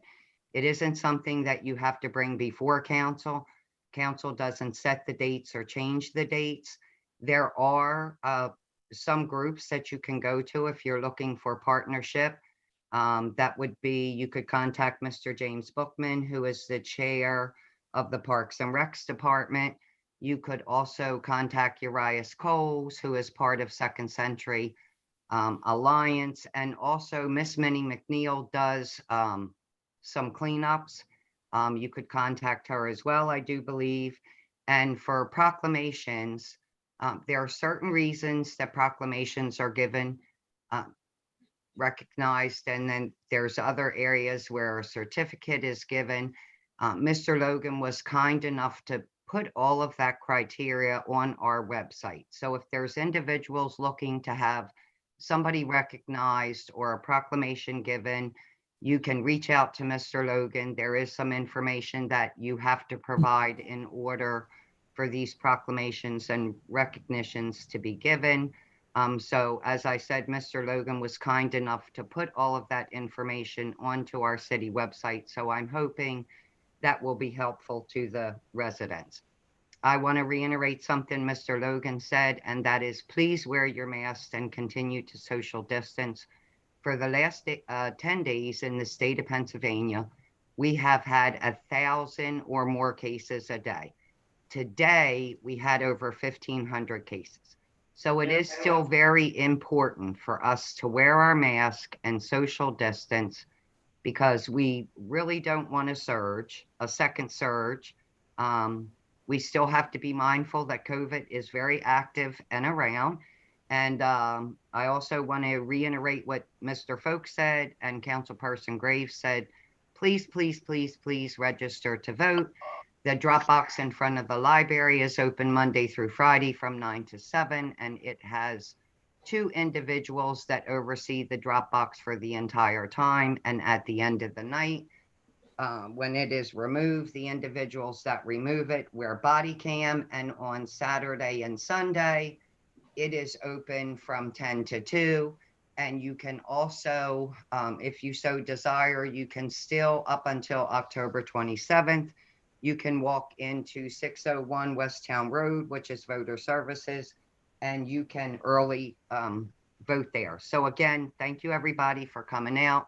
I look forward to continue to working with my colleagues to make a better Coatesville, not the old Coatesville, a better Coatesville, and moving us forward. And I just hope that everybody has a blessed night. Thank you all again. Oh, and one more thing, Miss Graves, I need my mask. I early voted. Yeah, my husband did too. Yes, I too, need my dear. mask. I early voted Okay. 2.5 weeks ago in person, so I need my mask, my dear. Okay, Oh, so one that more is thing. 1, I'm 2, so 3. sorry. This Yes, is Nadia. My husband early voted too, Nadia. Okay, I would personally like to give a shout out to Women Destined for Change. Councilwoman Hunt, I'd like to say to you that your group of women have done a lot. You have fed the community every month, once a month. You have given out clothes and personal items and household items. And I think that is truly a blessing and a benefit for the individuals in Coatesville. And before the council meeting, I came and got a dinner tonight, and I have to tell you, it was absolutely delicious. So I'd like to personally give a special shout out to your group of women. I think you are doing a phenomenal job here in Coatesville. So thank you. Thank you. You're Thank welcome. you. So that's awesome, Mrs. Hunt. You're next. Oh, okay. Okay. I too just want to say thank you to everyone that took time out to spend this evening with us. And I just really, really hope that our meetings are beneficial and are meeting the needs of the community.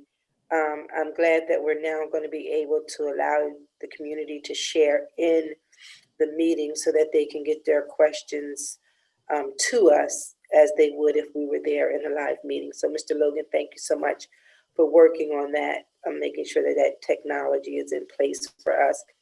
I want to thank all of our staff for the hard work that you've been doing an awesome job under these conditions that we've been working under, and you just continue to shine. Hats off again to our police department, Chief Locker.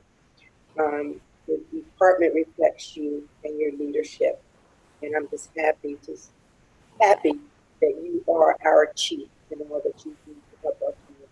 So thank you so much. By the way, you're doing a great job, Mr. Troutman. You're on point with getting our budget together, and we're just grateful for that. And to our city manager, Mr. Logan, we thank you so much for your detailed reports and the attention that you give to the citizens when they reach out to you, when they call. I know I've called you several times just this past week, and you were right on top of things. So I appreciate you doing that and taking seriously in helping our community. Just to what Ms. Alameen was saying, Councilwoman Alameen, my women's ministry, Women Destined for Change, we have been throughout this period of time with the COVID still trying to help meet the needs of the community. I had a young lady call me today to ask if you had to have below a certain income to come and get a dinner. And I said, absolutely not. It's for the community. And I think today there were more people out here today than I think the whole time. Mm-hmm. So we served over 200. We prepared for 250. And the caterer did a little over, and we were out of everything by the end of the night. Darn. So I'm just grateful for that. And we will we'll be out here on Saturday. We'll have our clothing giveaway. We have beautiful clothes that people donate to us. We don't take anything that's not nice. I encourage people, don't give somebody something that you don't want. Give them something that you don't mind sharing and that you would want to have for yourself. So we have clothes for adults, children, infants. We'll have household items. Somebody donated a TV, so the first person to come to get it, they'll get a TV. So we'll have things like that out there on Saturday, starting at 12 noon. And this is our final weekend of doing the hot meals because the weather's changing. It's getting dark outside. But the third Thursday in November, we will give away turkeys. And my desire is to at least have 200 turkeys to give to the community. So we'll be putting that out there. And if anybody want to, please feel free to do so. But I would love to be able to give 200 turkeys to our community. So you're taking donations for the turkeys? We can, yes. I will donate one. Thank you. You're welcome.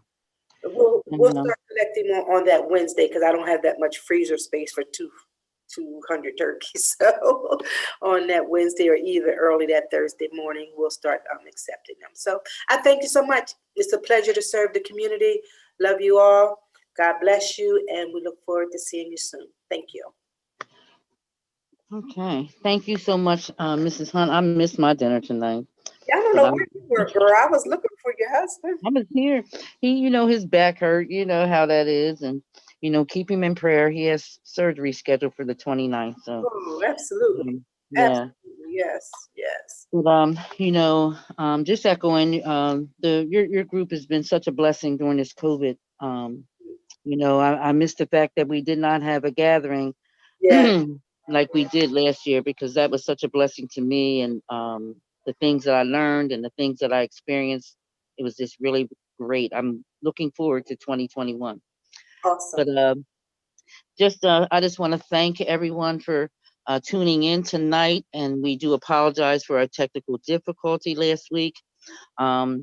Thank you, Mr. Logan, for making it possible to upgrade our Zoom so that we can now have our public comment, because it is real important that we have our public comment.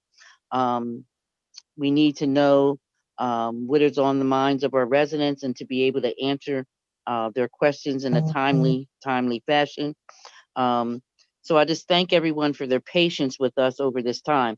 You know, these are different times. These are things that we've not experienced. So precedents are being set each and every day, one way or another. So again, with the fact that the COVID is not over and Pennsylvania is spiking up every day, it seems like it's getting more and more. So, you know, we just have to continue to be safe, continue to practice everything that the health officials are telling us that we need to do. Safe distance, wear a mask, and we should be good. I just wanted to acknowledge Sergeant Ollis for being Officer of the Year by the Coatesville VFW.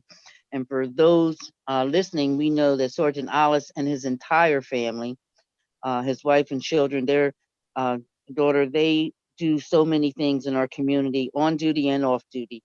And him being honored is just wonderful, and he's so deserving. And the bottom line is that the officers are only as good as their leader, and the fact that our chief, you know, he would not have anything less. You know, we oftentimes hear a lot of criticism of the police department and the things that are taking place. But I tell you, the one thing that our department does practice, and, you know, community policing is a very important part of our department. And I try to share all the information that I can on Facebook, from the interactions with our children, the interactions with our single mothers, the different things that they do on a day-to-day basis. And I just wanted to acknowledge them for that, and acknowledge the chief for his leadership in that.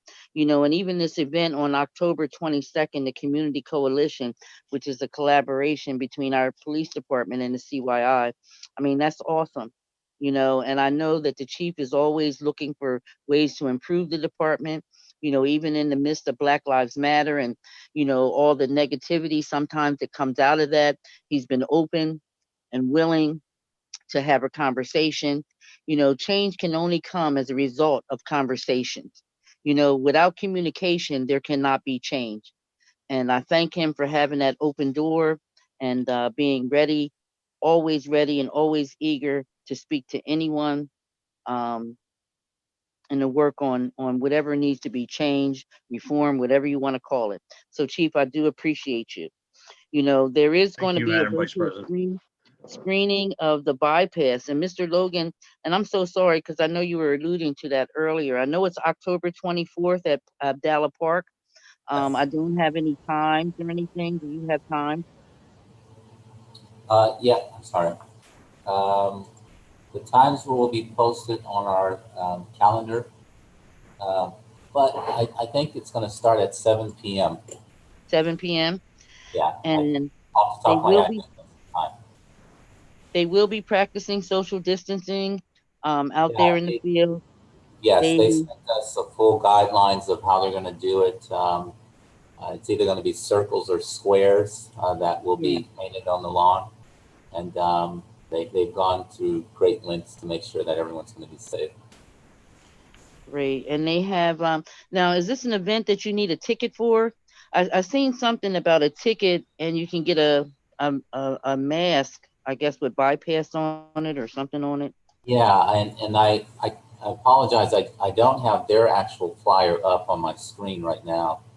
But if anyone is interested, they can call here at the office. And as I said, I'll put up the information on our calendar, which is on our website, on the community calendar, and I'll put it for the 24th. Great. And that's going to be Saturday, October 24th. And they did say something about virtual screenings will be sometime in November and December. So they've been working on this project for quite some time. So I'm really anxious to see the finished product. Just a couple things. The train station. I'm so excited about the progress of the train station. It just looks as though that we could see bids may go out by the end of the year and we can see some construction starting maybe February. I mean, no timelines are etched in stone, but the fact that they've received our design, they've approved our design, and we're ready to get started is phenomenal. Now, I do have a question for you, Mr. Logan, again, with the Route 82 First Avenue project. Is there going to be any delays with the traffic lights? Like, you know how those lights were so long in the beginning? Are we going to experience any of that with the work that they're doing now? There shouldn't be any additional delays, but I mean, you know, all of the timing of the lights is, you know, they get out there and they do it for the safety of our vehicles and the residents. But to answer your question, I don't see that there would be any additional delays on the lighting. Okay, that's great. Signalization. That's great. Councilwoman Alameen had talked about the cleanups, and for anyone out there that is willing to and wanting to do cleanups, if they contact City Hall, we can supply them. Is that correct, Mr. Logan, with bags, trash bags, and things like Yeah, that? we can supply them with bags. I mean, you know, it's sometimes it's first come, first serve. Yeah. But normally we're more than happy to help you know, our local citizens and residents with any type of cleanup activities. And we normally give them bags and pickers and shovels if they request those. And our Public Works Department, those guys are always willing to help out. Thank you. Taking pride in our community is just awesome. And, you know, there's so many residents that, you know, realize that we are short. We don't have as many public works employees as we need. And they're always willing to pitch in. And, you know, as Miss Alameen did mention, Miss Cora has been doing that for many, many years on her block. But for anyone that is wanting to do a cleanup, and you do need supplies, you know, Uriah's Coal, I know that they have access to supplies, and City Hall has access to supplies. So again, I thank everyone and appreciate everyone, and just want everyone to have a great night. And thank you for attending our City Council meeting. Good night. Make a motion to Good night. close. Oh, Ms. Ms. Carmen, I can I make a add motion to close. Yes, Oh, Yes, go just ahead, I'm really sorry. quick yes, my dear. before we close, bypass, sorry, I just pulled it up to confirm. It starts at 6:30 and you do need a ticket. So where do you get the tickets from? On the bypass page and also on Sarah Alderman's page, you can go ahead and request a ticket. They're from Eventbrite. She Okay, has and I free know tickets and she she has has paid free. tickets, but only 250 people can go. So you want to get your Thank ticket you. as soon as possible. So if you are financially strapped due to COVID or some type of financial issue, she does have free tickets available. Great. Mhm. Thank you. Good. All right. Motion to close. I'll make that motion. Go, Logan. council. Mrs. Green? Yes. Ms. Graves? Yes. Ms. Alameen? Yes. Mrs. Hunt? Yes. Mr. Folks? Yes. Mr. Simpson? Yes. Okay. Good night, Good everyone. night, Good everybody. night. Have a Good safe night, everyone. Okay. And I got you. I got you, Miss Arbella. I can actually